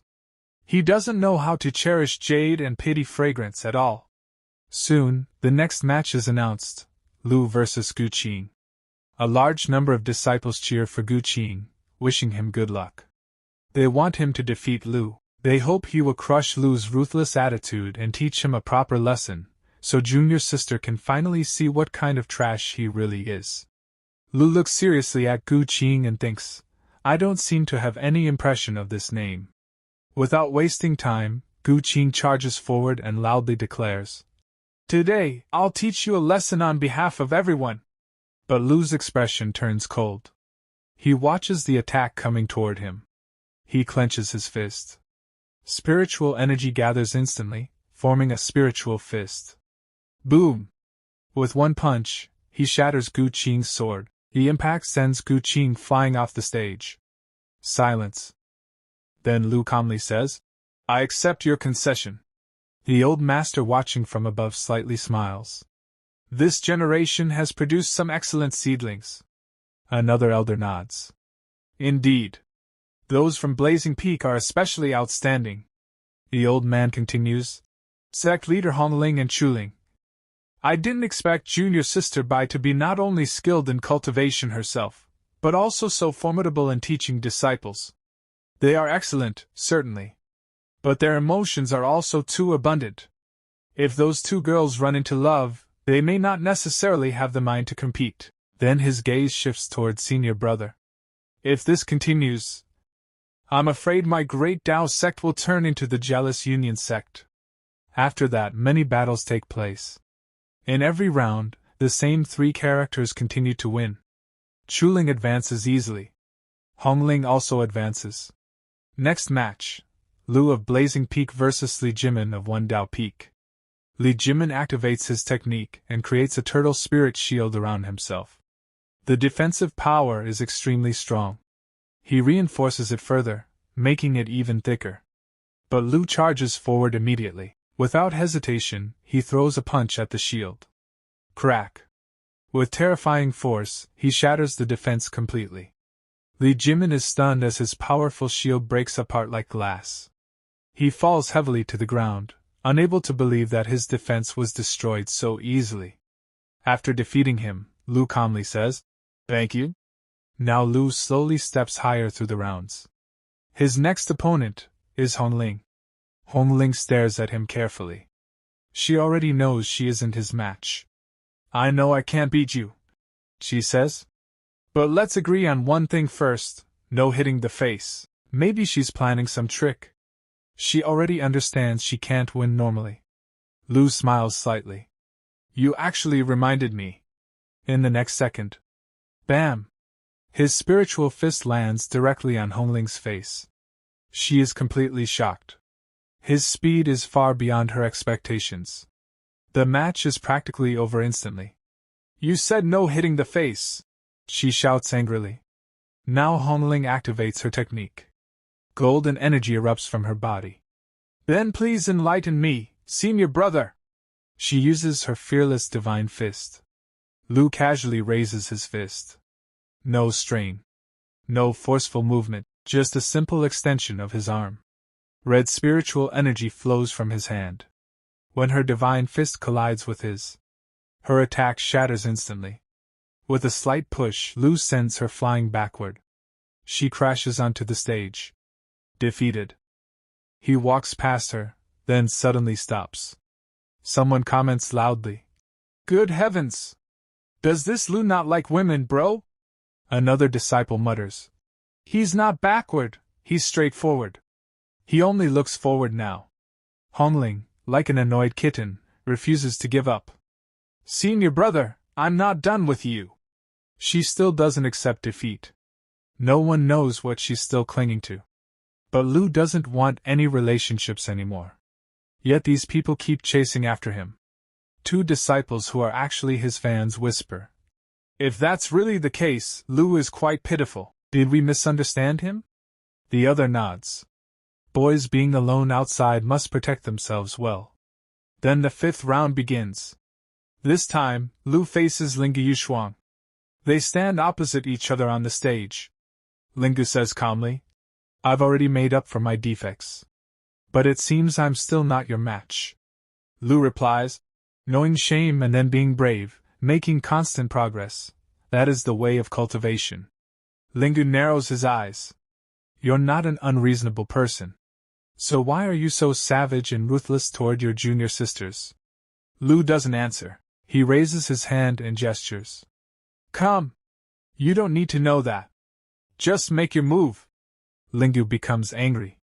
He activates his technique and sends countless slash attacks flying toward Lu.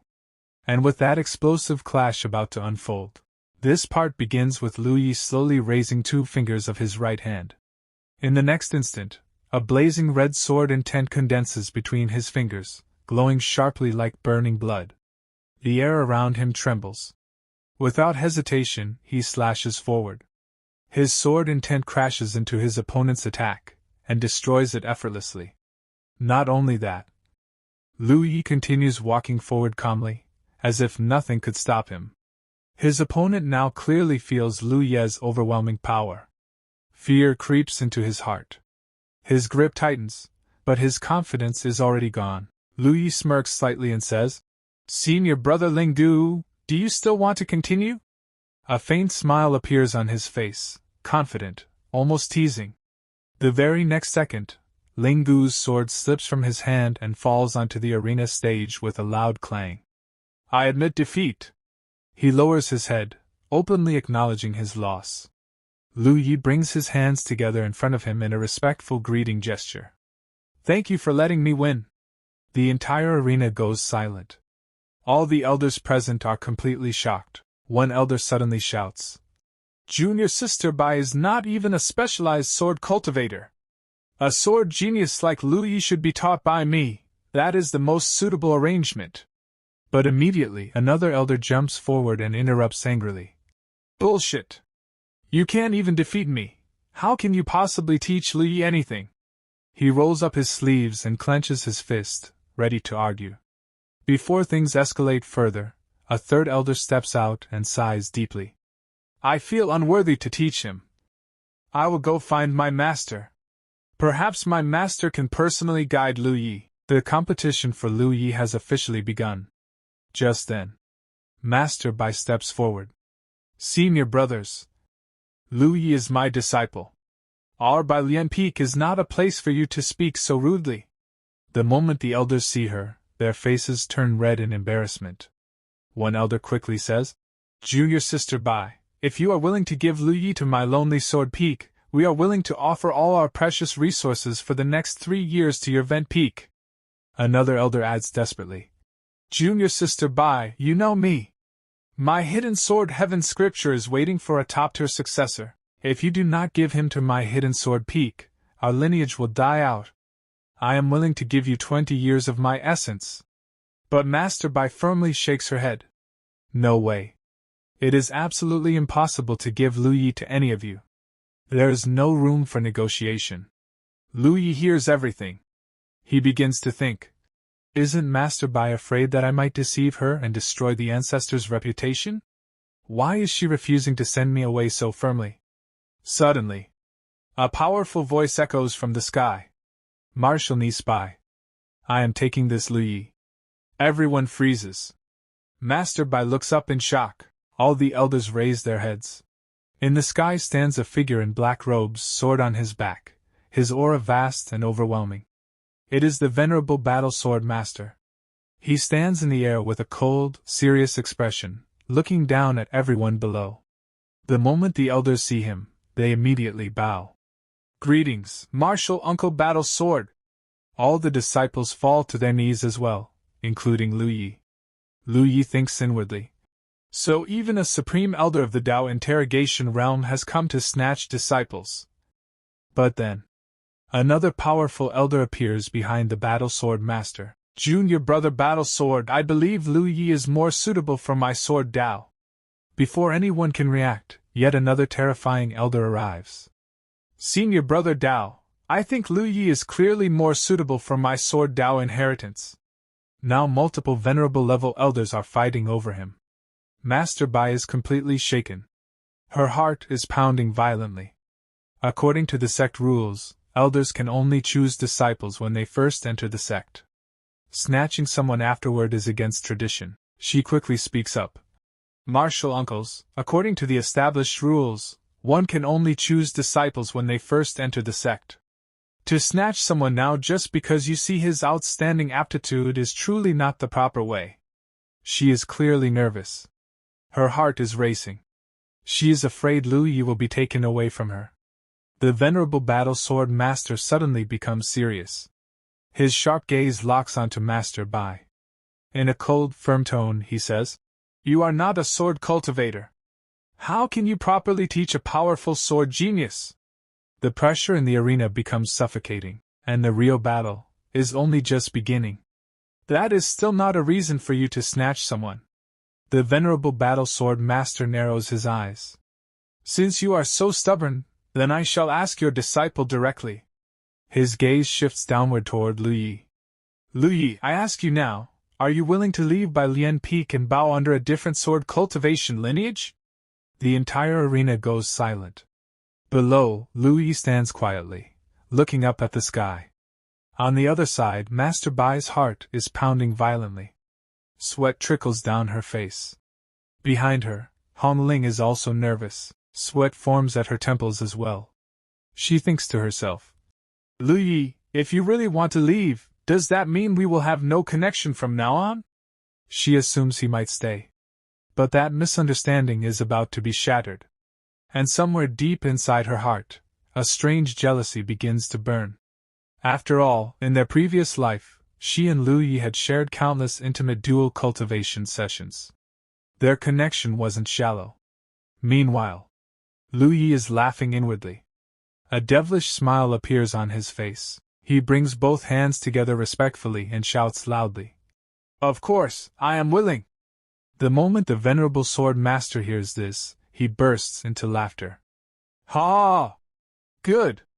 Since you have no objection, I will report to the sect master immediately and let him personally decide." Right now, it feels like he just discovered a diamond inside a coal mine.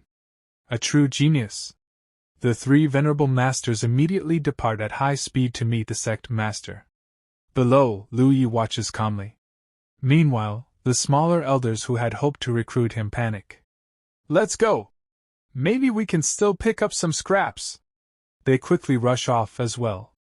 On the other side, Master Bai's expression falls. No matter how stunning she looks, what does it matter? The future's most powerful sword genius will not waste his time on small pawns forever. Behind her, Hong Ling nervously asks, "Master, what should we do? What if?" "Yes. What if?" Master Bai answers coldly. "With me here, no one is allowed to snatch him." Then she turns decisively. "Who is afraid of whom? If they are going to find the sect master, then so am I." And she swiftly leaves for the great Dao Hall. Just then, a voice echoes from the arena. "Why are you still standing there? The competition is not over. Continue." With that announcement, a new girl steps onto the stage. She is extremely beautiful, but unfamiliar. The announcer declares, "Semifinals, second match, Chu Ling versus senior sister Rong Huarong." The disciples whisper excitedly, "It's a duel between two beauties. The palm and the back of the hand, both are precious." Honestly, they're not wrong. It's hard to imagine how breathtaking it will look when they fight. Chu Ling steps onto the stage and politely greets. "Senior sister, please make the first move." Scene shifts. The Great Dao Hall. A massive palace, the core of the sect. Even from outside, voices can be heard. "Sect master, you must make a decision for me. Otherwise, my lonely sword lineage will truly die out." Another elder says urgently, "Sect master, I cannot helplessly watch a good sword Dao seedling be buried in by Lian Peak's sands. Inside the hall, a majestic figure sits upon a grand throne. Below him, the venerable elders bow respectfully. Behind them stands Master Bai. The venerable sword master declares, "Sect master, if necessary, I will kowtow to you." Then, we finally see the great Dao sect master, Lu Chunfeng. He raises his hand and says coldly, "Enough. All of you, shut your mouths." Instant silence. "Yes, sect master." He turns his sharp gaze toward Master Bai. "Junior sister Bai." For a moment, he looks serious. But in the very next second, his expression completely changes. He softens instantly, like a cat trying to act cute. "I haven't seen you in a year. You're becoming more and more beautiful." Wow. So even the sect master isn't immune when it comes to a beautiful woman. The venerable elders are stunned. Their faces collapse in disbelief. Meanwhile, Master Bai smiles gently. A faint blush appears beneath her eyes. This part begins, and Master Bai greets the sect master. And after seeing Master Bai, the perverted sect master says, "I told you, you can call me senior brother. There is no need to call me sect master." But Master Bai says, "Sect rules cannot be mistaken. Etiquette cannot be abolished." Then from the other side the perverted sect master says, all right. Calling me sect master is fine too then. Junior sister Bai, what do you think of this matter?" Then Master Bai says from the front, "I absolutely will not allow Lu Yi to leave Baiyan Peak. This does not conform to the sect rules, nor does it conform to etiquette." After hearing her words, a martial uncle says, "Bai Yunlan, you are a spell cultivator. Do not lead disciples astray." Then Master Bai smiles and says, "Spells I can teach. Sword I can also teach. If the three martial uncles do not believe me, then the sect master can allow me to fight a short battle against the three martial uncles. If I win, Lu Yi will be a person of Baiyan Peak." After hearing her words, a martial uncle looks at her and says, Good. This martial uncle won't bully you either. I will seal my own cultivation and fight you with sword at the same void refining realm. If you lose, then let Lu Yi choose for himself." And Master Bai also becomes ready. Then she quickly starts walking toward the arena and says, "I will absolutely not lose. If you want Lu Yi, come fight me in the sky." Behind her, the martial uncle also starts going and says, "Fine." For the sake of a successor, this old man is not afraid of bearing the infamy of bullying the small. And on the other side, the perverted sect master tells Master Bai to stop, but she has already left, so he says to the martial uncle, "Martial Uncle Lonely Sword, you must absolutely not hurt junior sister Bai." Then in the sky, Master Bai summons a spiritual sword, which appears above her. And she also pulls out her own sword. At that moment, Chu Ling notices that spiritual sword and starts looking toward the sky. Then she says, "The Divine Sword Master has made her move." And as soon as the martial uncle sees Master Bai's power, he becomes completely shocked and says, "Junior sister Bai, how is it possible?" Then she says, "Martial uncle, be careful." Then she lowers her finger, and because of that her divine sword also starts descending downward. To block that attack, the martial uncle also sends his sword forward to block it and says, "Then this martial uncle won't hold back." And both of their swords clash with each other. The martial uncle is using his lonely sword strike to block the attack. But the next moment his spiritual sword starts breaking, and it shatters into pieces. The martial uncle loses. Blood comes out of his mouth, and he also becomes injured. Then Master Bai looks with a serious gaze and says, "Martial uncle, you have lost." Then she announces and gestures with her hand, "Please, next martial uncle, enlighten me." Then the second martial uncle comes in front of her and says, "Forget it. The sword Dao you just displayed proves you have the ability to teach Lu Yi. Since that's the case, it's not good for us to still snatch someone else's treasure." He accepts defeat. And the third martial uncle also says, "Not bad. I mean the same." After hearing their words, Master Bai brings both her hands together in greeting and says, "Thank you to the martial uncles." Then she comes down. where the perverted sect master is waiting for her. Then he says, "Junior Sister Bai, are you alright?" "Junior Sister Bai, the sword technique you used just now does not belong to the Great Tao sect, right?" In reply she says, "Obtained by chance. It indeed does not belong to the Great Tao sect." And the perverted master is still very happy and says, "Since Junior Sister likes to study sword techniques, I, your senior brother, have privately collected quite a few sword arts. Why doesn't Junior Sister accompany me to the library pavilion to study them together?" But Master Bai refuses and says, "Sorry, senior brother. I won't like sword techniques." Then the scene shifts to the arena, where Chu Ling is still on the stage. Now the final match is about to happen. Chu Ling versus Lu Yi. Standing in the arena, Chu Ling is thinking, "Young master, I have finally waited for you." At that moment Lu Yi starts entering the arena. Seeing him, Chu Ling's eyes shine and she becomes happy and says, "Young master!" And step by step Lu Yi is walking into the arena. Seeing him, a silence spreads everywhere. Chu Ling is still standing in the arena. But suddenly she feels something. That is killing intent. Killing intent is coming out from Lu Yi's eyes, and she starts thinking, "Young master, do you really want to kill me?" And the crowd is cheering loudly. They are shouting, "Beat him!" Everyone hates Lu Yi. They are saying, "Destroy this comeback.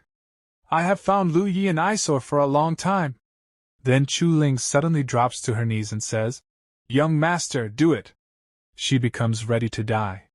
But Lu Yi is looking at her with hateful eyes. He stays silent. And when the disciples see that Chu Ling has already knelt down, everyone becomes shocked. They say, "Why is it like this?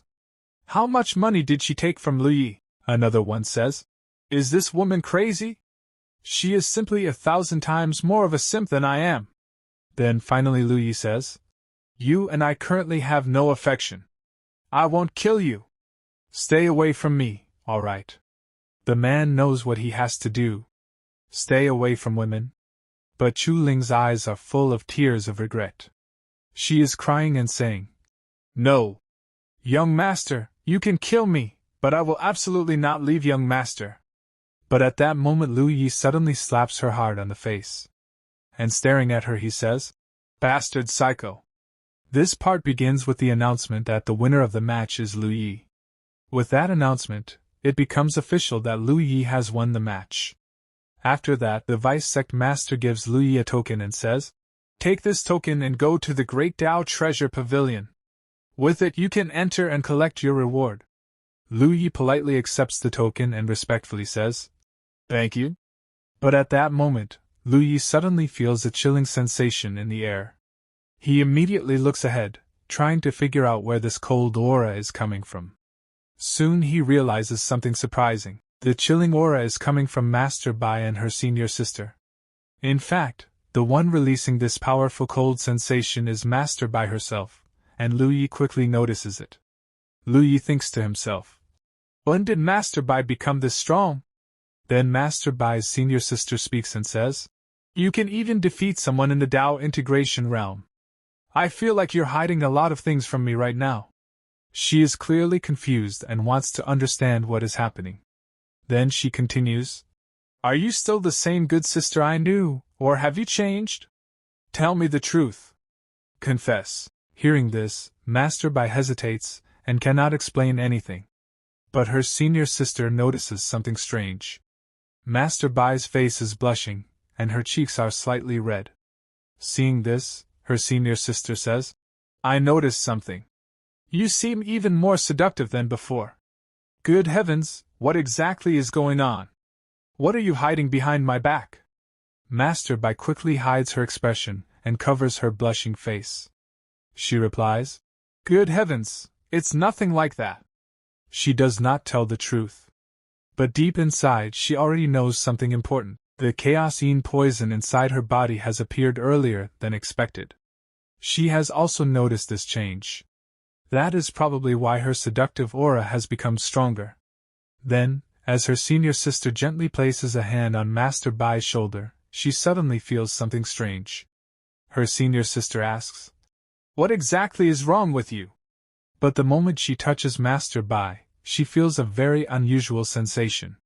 The feeling is so strange that a small scream escapes from her mouth. She quickly says, "It's fine. I'm okay."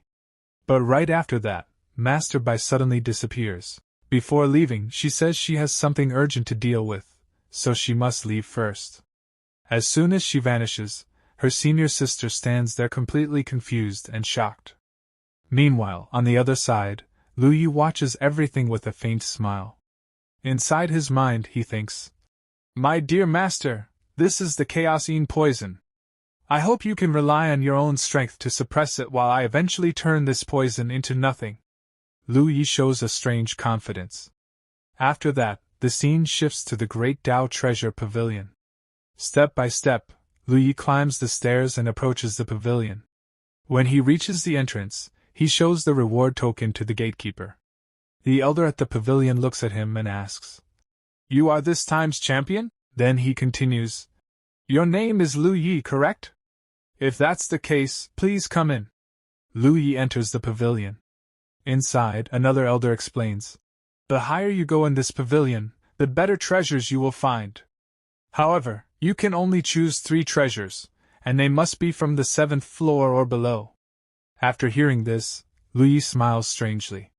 Then he calmly says, "A wood spirit root, a god burial ridge key, and a 9 dragons treasure furnace. I've already made my choice." He clearly came prepared. When the elder hears this, he becomes extremely surprised. The wood spirit root and the god burial ridge key are indeed good items, but this 9 dragons treasure furnace? Lu Yi simply winks and says, "I have my own wonderful uses for it." After some time, Lu Yi walks out of the Great Tao Treasure Pavilion. Outside, many disciples are gathered under the open sky. Lu Yi sits on top of a small rock and suddenly starts shouting loudly, "9 dragons treasure furnace! Fresh 9 dragons treasure furnace!" He is clearly trying to sell it. Then he continues, "Exchange it for 1 profound soul fruit. Don't miss this chance." The 9 dragons treasure furnace can refine all kinds of pills and extract top-grade herbs. Then Lu Yi approaches a disciple and says, "Senior brother, please wait. Not 998, not 668. Just 1 profound soul fruit, and you can take this 9 dragons treasure furnace home." But the disciple rejects him, waves his hand, and walks away. "Move aside." Lu Yi looks at the furnace and mutters, "Oh no, don't tell me I won't be able to sell it." But suddenly an idea appears in his mind. "I got it." Then Lu Yi raises the furnace and shouts loudly, "The 9 dragons treasure furnace can produce all kinds of pills. It can strengthen the body and improve health." As soon as he shouts this, the nearby disciples all turn toward him. Lu Yi's eyes begin to shine. "Yes, this is the opportunity." He clears his throat. "Ahem. Boost virality." At that moment, another disciple becomes interested and asks, "Then how can I exchange for it?" Lu Yi immediately replies, "1 profound soul fruit." And just like that, the deal is made. Lu Yi smiles and says, "You have excellent taste." After some time, the scene shifts to the main gate of the Great Tao sect. Here we see Chu Ling, who has prepared food for Lu Yi. She is carrying the dish for him. Honestly, even though she betrayed him before, she still looks incredibly beautiful. At that moment, Lu Yi walks up the stairs, and Chu Ling notices him. "Young master, you're here," but Lu Yi ignores her completely. Chu Ling says, "Young master, I made your favorite mung bean cakes for you." Yet Lu Yi walks past her without even looking. Chu Ling can only stand there watching him leave. "Young master." But before she can continue, Lu Yi summons his sword, steps onto it, and prepares to fly away. Leaving her behind, he quickly departs. Lu Yi thinks, "With 3 treasures in hand, I can finally leave the mountain and get some things done." But Chu Ling refuses to give up and shouts, "Young master!" Lu Yi hears her voice and turns back. He sees that Chu Ling is chasing him while riding a sword. "Young master, wait for me!" Lu Yi becomes irritated. "Are you sick in the head?" Then suddenly, he disappears, leaving her far behind. The scene then shifts to Bai Yiling's courtyard. Master Bai is sitting there, trying to suppress the poison inside her body. Outside the door, her senior sister is pacing nervously. She mutters, "This Bai Yiling, just how many things is she hiding from me? Why did such a strong chill suddenly appear out of nowhere?" At that moment, Hong Ling arrives. She says, "Martial Aunt, Master is suffering from an outbreak of the Tai-yin poison. But it shouldn't have appeared this early." Hearing this, the senior sister becomes shocked. "Hong Ling, what is this Tai-yin poison? Why didn't I know about it?" Hong Ling explains, "The Tai-yin poison comes from Master's special constitution. It causes Tai-yin energy to continuously gather and condense into liquid form, producing extreme freezing pain. But the strange thing is, it should only appear after reaching the Tao integration realm. However, Master hasn't reached that realm yet." Meanwhile, inside the courtyard, Master Bai is still trying to suppress the poison. She thinks, "Why is it that even though I use the Divine Saint Transformation scripture, I still cannot completely dispel the chaos-yin poison like I did in my previous life?" Then she remembers Lu Yi. And she wonders, could it be that I still cannot break free from my reliance on Lu Yi? This part begins, and we see that screams are coming from Master Bai's room. Hearing her screams, both the senior sister and Hong Ling are shocked. Then we see the scene inside, where Master Bai is sitting, and she has finally eliminated every last drop of yin poison inside her body. It has completely disappeared, and because of that, she is taking deep breaths. But at that moment, the senior sister opens the door and walks in. At the same time, she congratulates her junior sister, saying that she has achieved a breakthrough, and that too into the Tao interrogation realm. Then she quickly walks over, places her hand on Master Bai's shoulder, and asks how she is feeling right now. In response, Master Bai says that she feels rested and assured, and that she is already fine. Then the senior sister says that the cold chi must have entered her body, and because of that, her chi and blood must have weakened. She continues, saying that she is already in the Tao interrogation realm, yet her pulse is still like this, and she is still saying she is fine. At that moment, Hong Ling also enters the room. Master Bai then tells her senior sister that it is just a small matter and starts moving forward. Then she asks Hong Ling about Lu Yi, asking where he is right now. In response, Hong Ling says that after getting first place, senior brother disappeared. He should have left the sect to go out and gain experience. Hearing this, Master Bai immediately understands where Lu Yi might have gone. She says that he is probably in the God Burial Ridge. Hong Ling replies that it should be so. Then Master Bai says that they should go and check once. Hong Ling responds by saying, "How about you go, Master?" Meanwhile, the senior sister, who is standing on the side, is extremely confused. She starts thinking, wait, how do they know where Lu Yi went to train, and also what is this God Burial Ridge? Why do I know nothing about it? Someone please explain everything to her, she has been confused for a long time. But neither of them is in the mood to answer her. They quickly leave to find Lu Yi. Now the senior sister also starts following behind them. She says, "Damn you, Bai Qian! I treated you as my best friend, yet you treat me like this. What exactly are you hiding from me?" Master Bai turns back, smiles, and says, "We were wondering whether you would follow us." Hearing this, the senior sister puffs up her cheeks and says, "Bullshit! With my personality as your senior sister, how could I not follow?" Then she says to Hong Ling, "You, Hong Ling, you look absent-minded. You must be hiding something from me, right?" But Hong Ling clearly denies it, although she hesitates a little, and says that she was just wondering how much longer it will take for them to arrive. While walking forward, she starts thinking, "Senior brother, I know I was wrong. You definitely must not be in danger." After some time, they arrive near a cave. At the entrance of the cave, someone is kneeling. It is Chu Ling. She is still waiting for her young master to come out and forgive her. Just then, a voice comes from behind, asking where her senior brother is. As soon as Chu Ling sees them, she greets them first and says that he is still inside. When the senior sister hears Chu Ling addressing them as senior sisters, she is once again shocked and starts thinking, there must be some earth-shattering gossip behind this woman. She only wants gossip. When will she finally learn the truth and spread it throughout the sect? Someone please tell her the truth. Anyway, Chu Ling says that to reply to Sister Yi, young master has already entered the God Burial Ridge, and she is here acting as his Dharma protector. Hong Ling says that she is a bit worried, and that they should go inside the God Burial Ridge and take a look. In response, Chu Ling asks what she is worried about. Then Hong Ling leans close to her ear and says, "What you have done, I have done as well." Hearing this, Chu Ling is completely shocked and unable to react. Then she says, "You also poisoned him? What poison did you use?" Hong Ling replies, "It's primordial morning mist."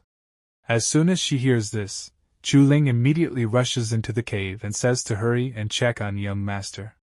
Now the senior sister also starts following them, thinking, God Burial Ridge, Een Poison, Primordial Morning Mist, why can't my vocabulary keep up? As she runs inside the cave, her foot suddenly hits something. When she looks down, she sees a huge insect-like creature, but it is dead. Seeing it, she is shocked and asks what it is. From inside, Chu Ling says not to be afraid, these are all corpse beetles killed by young master, and there is no danger. We then see that Lu Yi has killed a large number of beetles. Seeing all this, the senior sister starts thinking, these corpse beetles are all at the sentient intent realm, while Lu Yi is only at the origin core realm. Doesn't anyone find this strange? As Chu Ling moves further inside, she sees that the formation inside has already been broken by young master, and everyone can enter safely. Then we are shown the inside scene, where there are huge statues, and beneath them, Lu Yi is sitting and cultivating. As soon as Chu Ling sees him, she shouts, "Young master!" At the same time, Hong Ling starts thinking, fortunately, the primordial morning mist has not erupted yet.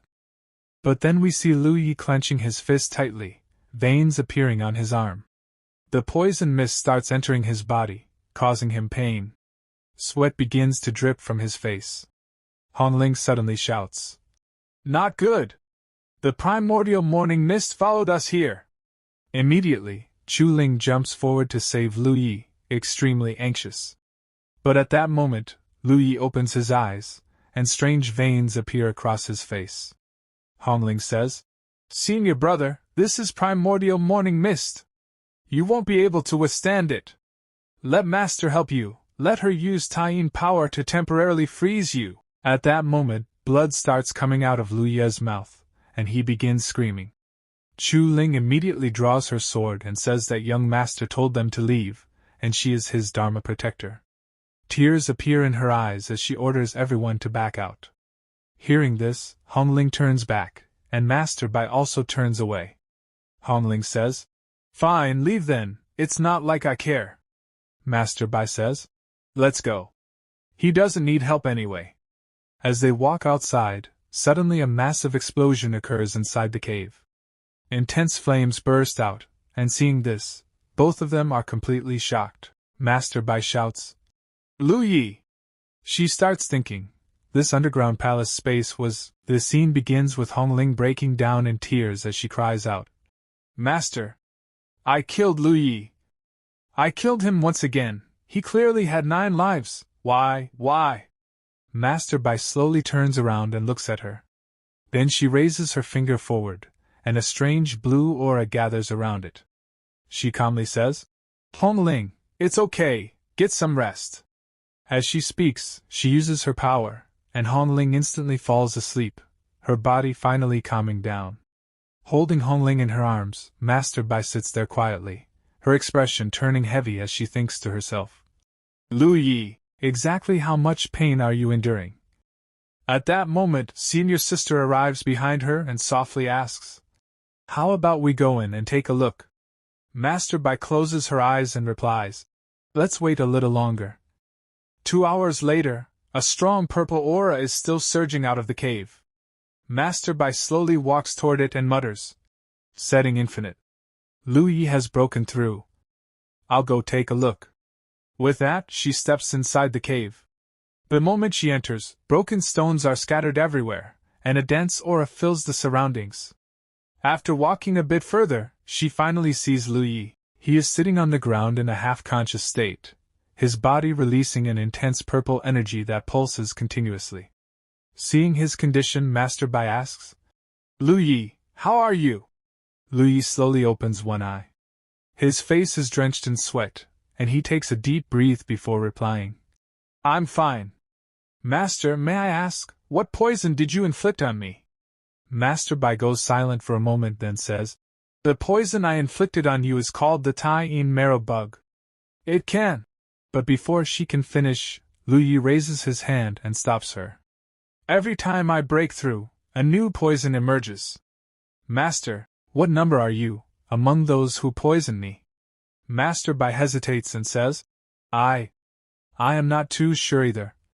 Lu Yi then stands up and says calmly, "Then there's no need to continue. I'm going back." He walks past her and adds, "Master must have already broken through to the Tao integration realm. Then the chaos poison should have stabilized your condition by now. Right?" He lets out a faint laugh as he walks away. Then he turns back once more and says, "That kind of pain, you should now understand." After saying that, he leaves. Master Bai just stands there, watching him walk out of the cave, her face filled with tension and uneasiness. The scene shifts. Hong Ling suddenly wakes up and screams, "Senior brother!" She sits up in panic and immediately asks, "How is senior brother? How is he?"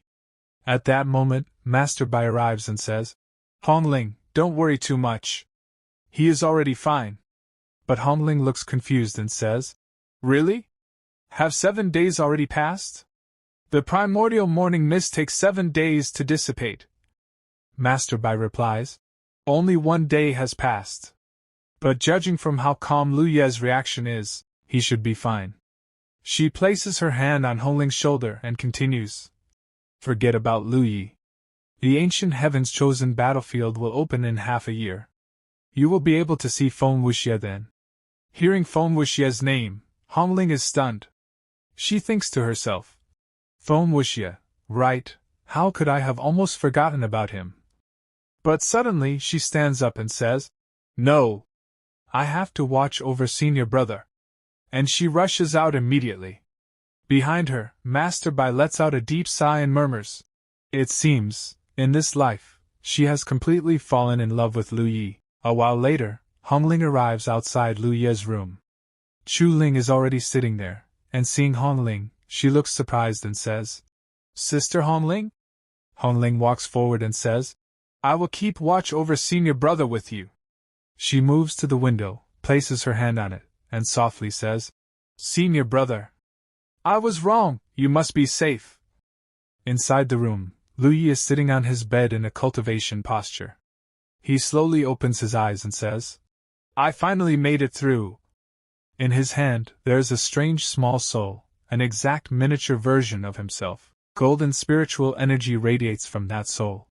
Lu Yi smiles and says, "I did not expect the primordial morning mist to be so effective. It can even refine the nascent soul." But suddenly, the little soul raises its middle finger at him and puffs up its face in anger. Seeing this, Lu Yi bursts into laughter. He says, "Oh, so this is not just a setting infinite, but a setting infinite, same joint infinite."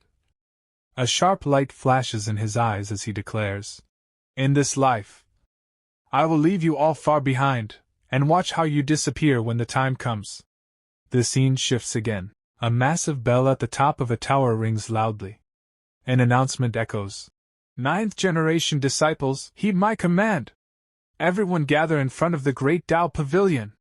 Lu Yi, who is sitting in his room drinking tea, hears the announcement and says, "What happened?" At that moment, his system suddenly beeps, and a panel appears. The system says, "Master, did you forget? The ancient heaven's chosen battlefield has opened." Lu Yi is slightly surprised, but then says, "The ancient heaven's chosen battlefield. In my past life, when I participated, I was only at the 6th layer of the origin core realm, but in this life, I am already at the 5th layer of the setting infinite realm. I will definitely achieve great things." With that, he immediately sets off toward the battlefield, standing on his flying sword. "Let's go, time to head to the Great Tao Pavilion." Soon, at the Great Tao Pavilion, countless disciples have already gathered. An elder steps forward and announces, abnormalities have appeared in the ancient heaven's chosen battlefield. It will soon open in the 9 Dragons Valley of the central region. This ancient battlefield opens once every million years, and the resources within are extremely abundant. Anyone under 100 years old may enter, making it the most suitable battlefield for all of you. At that moment, Chu Ling comes up behind Lu Yi and says, Young master, you will definitely go, right? However, it is filled with danger, killing intent, and countless threats. The undead spirits of ancient heavens wander within. The chosen of demon spirits, monsters, and ghost races will also enter. Other sects will kill to steal treasures, so please think carefully and act cautiously. She falls silent. At the same time, Hong Ling is also shown watching Lu Yi silently. Then, we get a brief glimpse of Feng Wuxie. Hong Ling thinks to herself, Feng Wuxie, we will fight side by side again. In the previous episode, we saw that a secret realm was about to open. As mentioned earlier, it was supposed to open after some time, but now very little time is left before it actually opens. At this point, it is almost about to open. Everyone here is already prepared to head toward the place where it will appear. Now, the graded setup is ready, and from it, a flagship arrives carrying people toward that location. Our Louis is the first one to go up. Right behind him, the one who is supposed to be with him, well, not a betrayer, but Chu Ling, follows. Chu Ling goes up and says, Master, wait for a moment, we're coming too. Meanwhile, we see a dark place where someone shouts excitedly, Oh my God! Finally, the battlefield has opened! We have been waiting for this for a long time. Then, laughing, he says, Go, my children, set everything on fire. Not a single genius from the Roddy Spark should be left alive. Spread our name everywhere, because we are about to cause massive chaos here. These are all demons. On the other side, we see the monster race. Their greatest leader appears and says, Finally, the battlefield, the secret realm, is about to open. As soon as it opens, I want human essence. The essence comes from inside humans, and he further declares, Whoever brings me the strongest essence and resources, I will promote them. I will make them a monster king and personally guide them, teaching them supreme techniques so they can master the ultimate monster arts. Hearing this, all the monsters become excited and declare they are ready to do anything and will spare no one. Among them, we notice one monster who seems to be female. She thinks to herself, In this life, I must kill the spirit monster emperor. Only after I eliminate him will peace return to the monster race.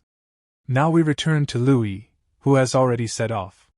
On the way, everyone is traveling together when one excited guy says, Do you know which dynasties and sects are coming? 3 dynasties and 5 sects are going to arrive, and we are one of them. He continues, Brother Louis, I want to tell you something. Maybe you don't know, but I'll explain which forces are coming. Then he starts listing them, explaining the major powers of the central region where they are heading, including several dynasties and 5 great sections. He eagerly continues naming them just to show off in front of Hong Ling, listing sects like Yang Sect, Supreme So Sect, Mountain Sect, Holy Tower Sect, and others. Hong Ling looks at him strangely, clearly annoyed. She seems to want someone to shut him up. Louis finally interrupts, saying, Enough, how many names are you going to take? We'll see when they arrive. But the guy insists on finishing, saying that having information is important, and that many things are about to happen, so they need to be careful.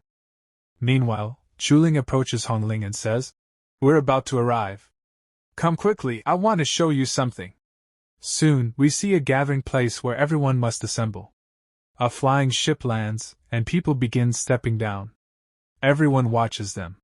One person comments, Wow, the girls from Yang Sect are amazing, so beautiful and attractive that I can't even take my eyes off them. Another adds that even the Joy Union Pavilion has stunning girls, and many powerful figures are arriving. He also mentions that this will bring great business to the city since wealthy people will spend a lot. Then we see 2 members from Yang Sect, the Holy Maiden, Lu Yuan, and the Holy Son, Yang Wufa. People begin speculating that since one has Yin and the other has Yang, they might be Dao companions. When yin and yang combine, it creates a powerful reaction, increasing their strength through dual cultivation. It is common in their sect, so they might be a couple, or maybe not. It's just speculation. On the other side, people from the Supreme Source sect arrive. Their aura is extremely powerful, and their presence alone creates intense pressure. Their sword intent is so strong that people are shocked. One person jokes nervously about his third sword trembling, then quickly corrects himself, saying he just means their cultivation is incredibly strong. Then our main group arrives, the team from the Great Tao. Their entrance is grand, and people are amazed. 3 beautiful girls step down, with Louis in front of them. The situation is very different from before. As soon as one of the senior sisters steps down, the holy son Yang Wufa approaches to flirt. He introduces himself and asks her name. She replies coldly, "My name is Zhao Rong, and I'm not happy to meet you." He then asks the names of the other 2, but Hong Ling gets furious and tells him to get lost. He backs off, muttering about their attitude. Louis watches silently, recognizing him from the past and recalling how he once beat him badly. Soon, Louis leaves and flies away to cultivate alone. One of the girls notices and asks where he is going, but he doesn't respond. There is deep resentment within him that won't be resolved easily. He sits down and begins cultivating, even though the secret realm is about to open. People are annoyed, saying, "What kind of guy is this? Even at a time like this, he's cultivating." The girls try to talk to him, but he ignores them, making others even more irritated. Then someone says, "Forget all that. I'll show you real beauty. The prince from the Supreme Emperor dynasty is about to arrive." The third prince, Shangguan Wuqing, arrives along with Princess Shangguan Wanling. They both have extraordinary status. When Louis hears her name, he reacts but says it doesn't matter to him anymore in this life. The princess notices Louis and thinks, "That's Louis. What happened between him and those 2 girls? Why do they look so sad? Didn't we all hate him deeply?" Her companion asks what she is looking at, praising the beauty of the girls nearby. She warns him not to look at Louis and says, "He is not your opponent. Don't provoke him, or you will face serious consequences."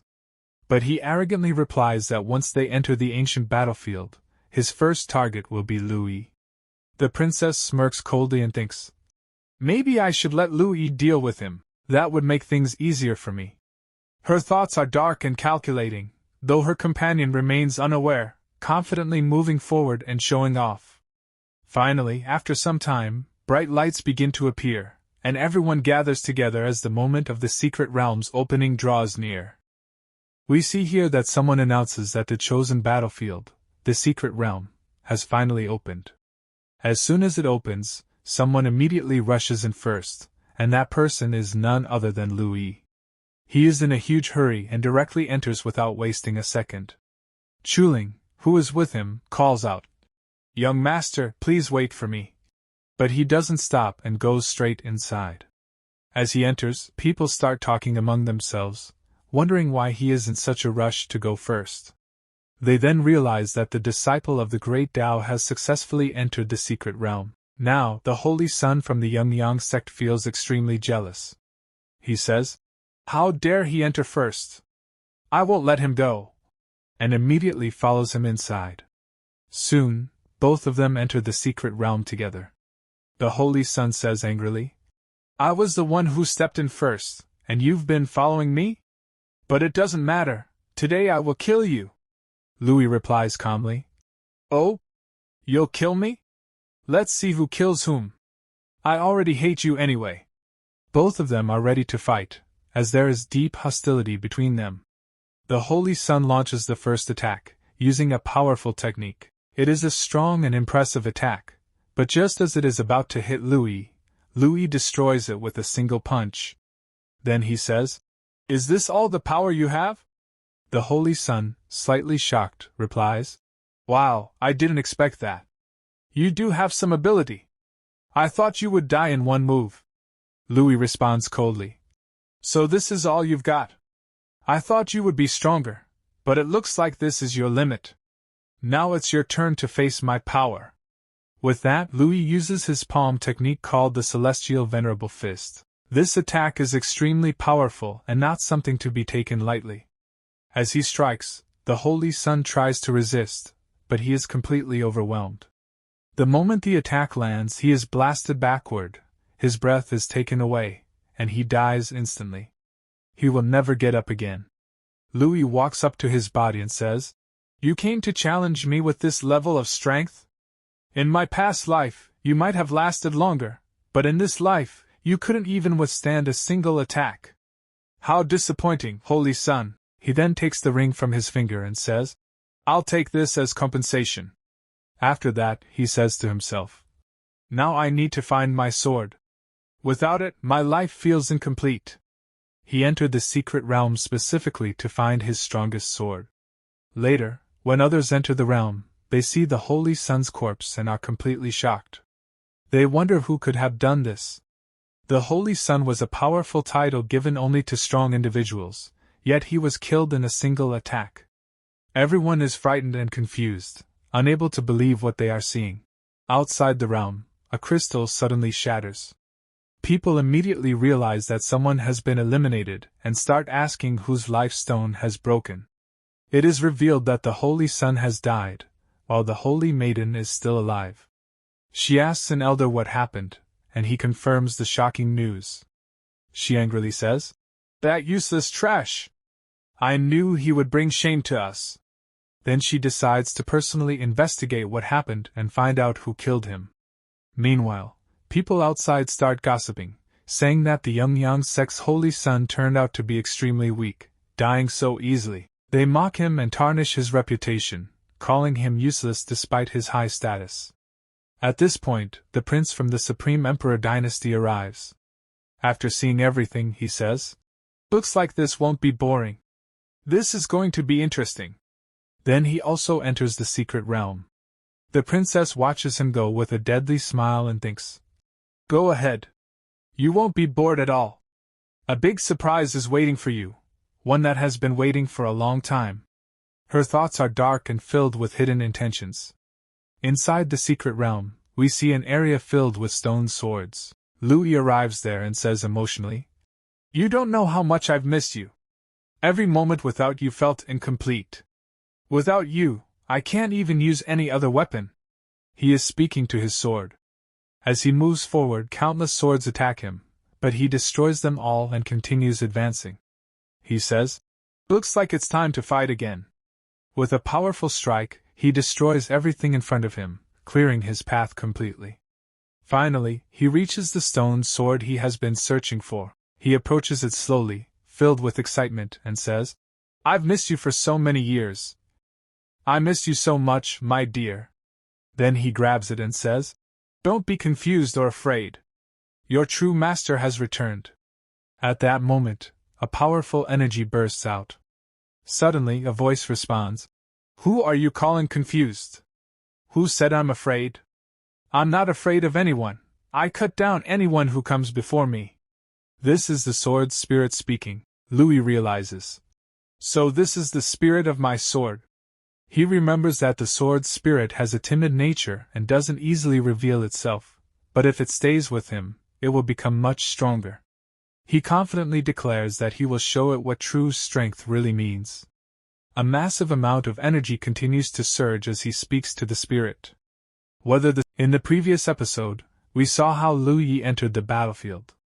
Inside the battlefield, a guy suddenly collided with him, but Liu Yi easily finished him off in just a few attacks. After that, he continued moving forward toward the stone sword. As he finally reached the stone sword after overcoming several obstacles, Liu Yi stepped forward and began trying to persuade the sword spirit. While convincing it, he said, "I can give you immense power. I can make you incredibly strong." He kept mentioning big words, words that represented power, invincibility, and dominance. He wanted to make the stone sword extremely powerful and said, "If you follow me, you will gain unimaginable strength. You can even become invincible." Now the sword responded, "What you're saying sounds right, but what guarantee do I have?" Liu Yi confidently replied, "I guarantee you won't regret it." If you come with me, you'll become an incredibly powerful sword. Meanwhile, on the other side, the source spirit was listening to all this. Even though it didn't fully understand those fancy words, they sounded impressive, words like power, invincible, strong. So it thought, I don't really understand what you're saying, but it sounds awesome.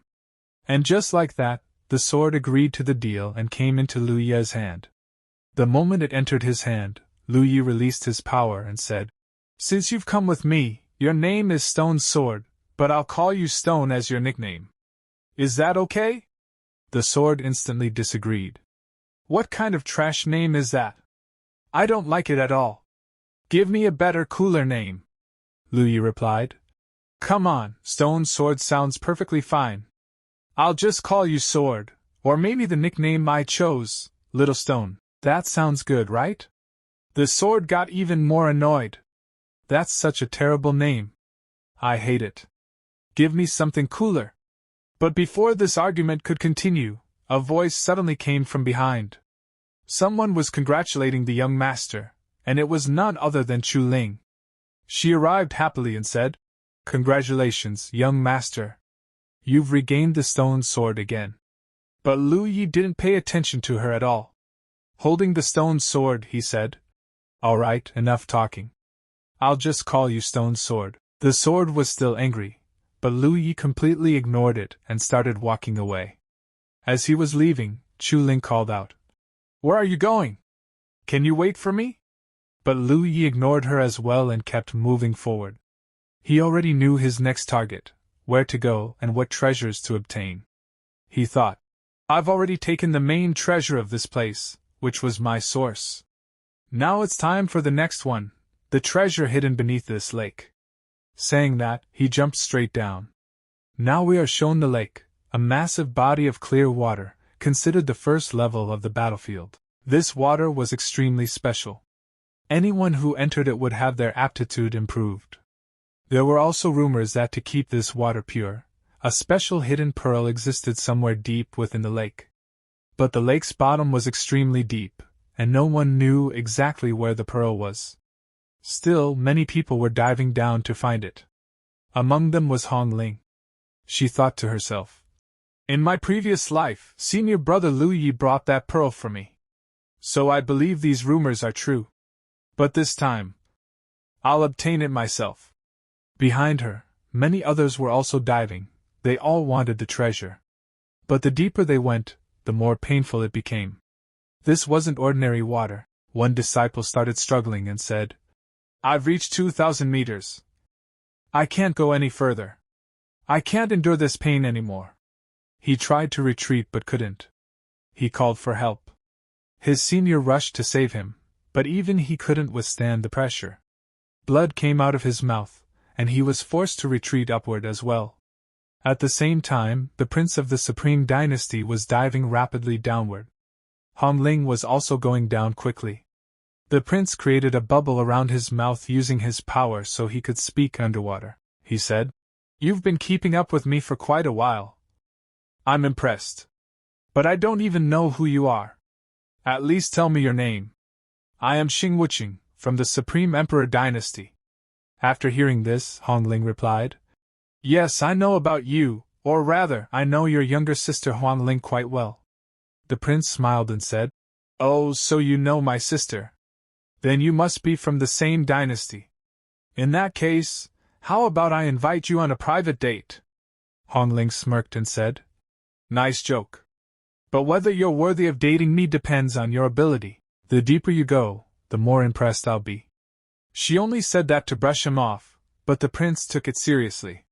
That's easy. Piece of cake. He sped up and went deeper. Even Hong Ling was surprised at his speed. He quickly overtook her. She got annoyed and thought, I gave him a finger, and he wants the whole arm? No way. Immediately, she launched a spiritual palm attack. The prince sensed the attack and turned back to block it, saying, Wait, you told me to go deeper, and now you're attacking me? But Hong Ling ignored him and used her fearless skill, sending a massive dragon made of spiritual energy toward him. The attack was incredibly powerful. It dragged the prince upward instead of letting him go deeper. This was all so Hong Ling could continue downward without competition. The prince was furious but helpless. Meanwhile, Hong Ling continued diving, reaching 2,500 meters. She recalled something. In my previous life, Senior Lu Yi said the treasure was around 1,000 to 1,500 meters deep. But now she had gone much deeper, and the pain was unbearable. Even at 3,000 meters, she still hadn't found anything. She started doubting. Did Senior lie to me? Or did he hide the truth about how much suffering he endured to get this treasure for me? She refused to give up and pushed further down, enduring even more pain. Finally, she saw faint lights below. As she reached there, she found it. The pearl. The moment she grabbed it, all the pressure around her disappeared instantly. If she had been even a little late, her bones would have shattered completely. Holding the pearl, she thought, with this, I can recover my body, and greatly improve my aptitude. But then realization hit her hard. Senior, he lied to me. He must have gone through even greater suffering to get this for me, risking his life in such a dangerous place. Thinking about this, she became extremely emotional. Even underwater, tears started flowing from her eyes.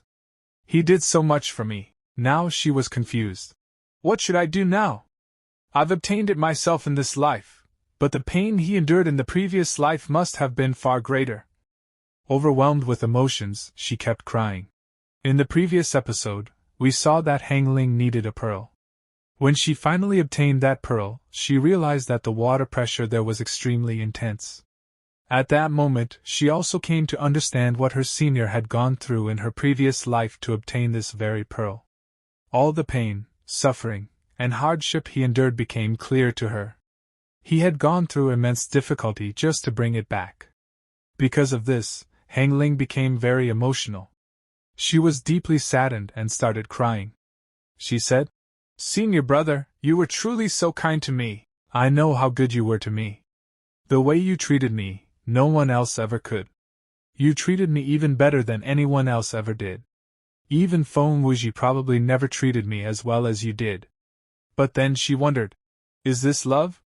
She said that it didn't feel like love to her, because whenever she used to be with Feng Wuji, or whatever his name was, her heart would race uncontrollably, and she would feel a strong warmth throughout her body. However, in this life, she made a firm decision. She said, Senior, I will stay by your side in this life.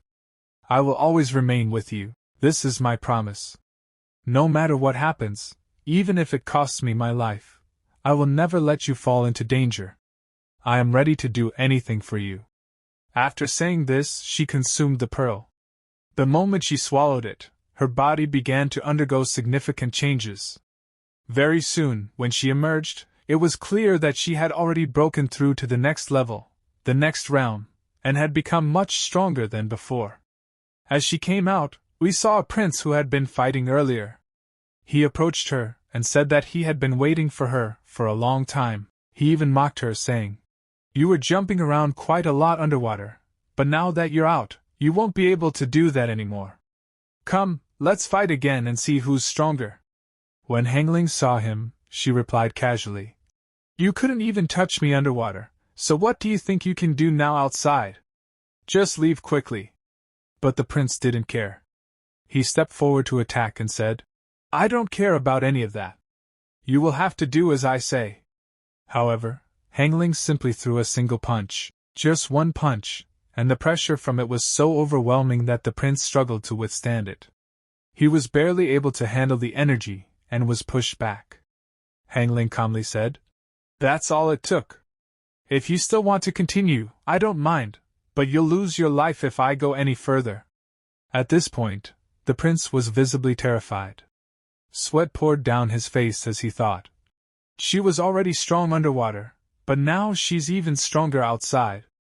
What exactly did she gain down there to increase her power this much in such a short time? Completely shaken, he backed off.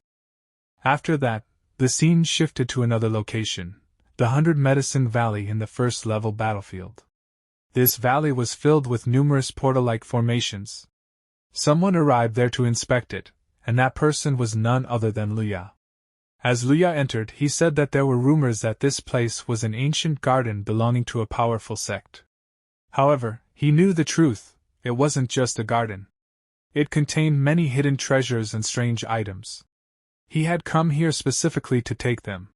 He immediately set his eyes on a sunflower, a golden heaven-grade sunflower. However, the sunflower was protected by a formation, and that formation had to be broken before anyone could obtain it.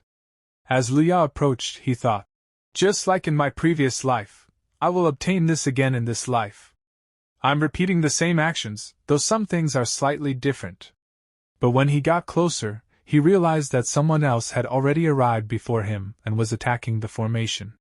He was surprised and wondered who this talented person was who had already discovered the flower. Looking ahead, he saw a man continuously attacking the formation, trying to break it and take the treasure.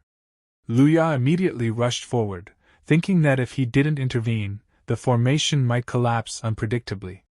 He stopped the attack and said, "Are you even human or some kind of monster? Or are you a ghost?" The man replied casually, "Just look at me and figure it out, what do you think I am?" The other guy laughed it off and said he was joking, even complimenting Luya's looks. Then Luya said, "Alright, tell me your name."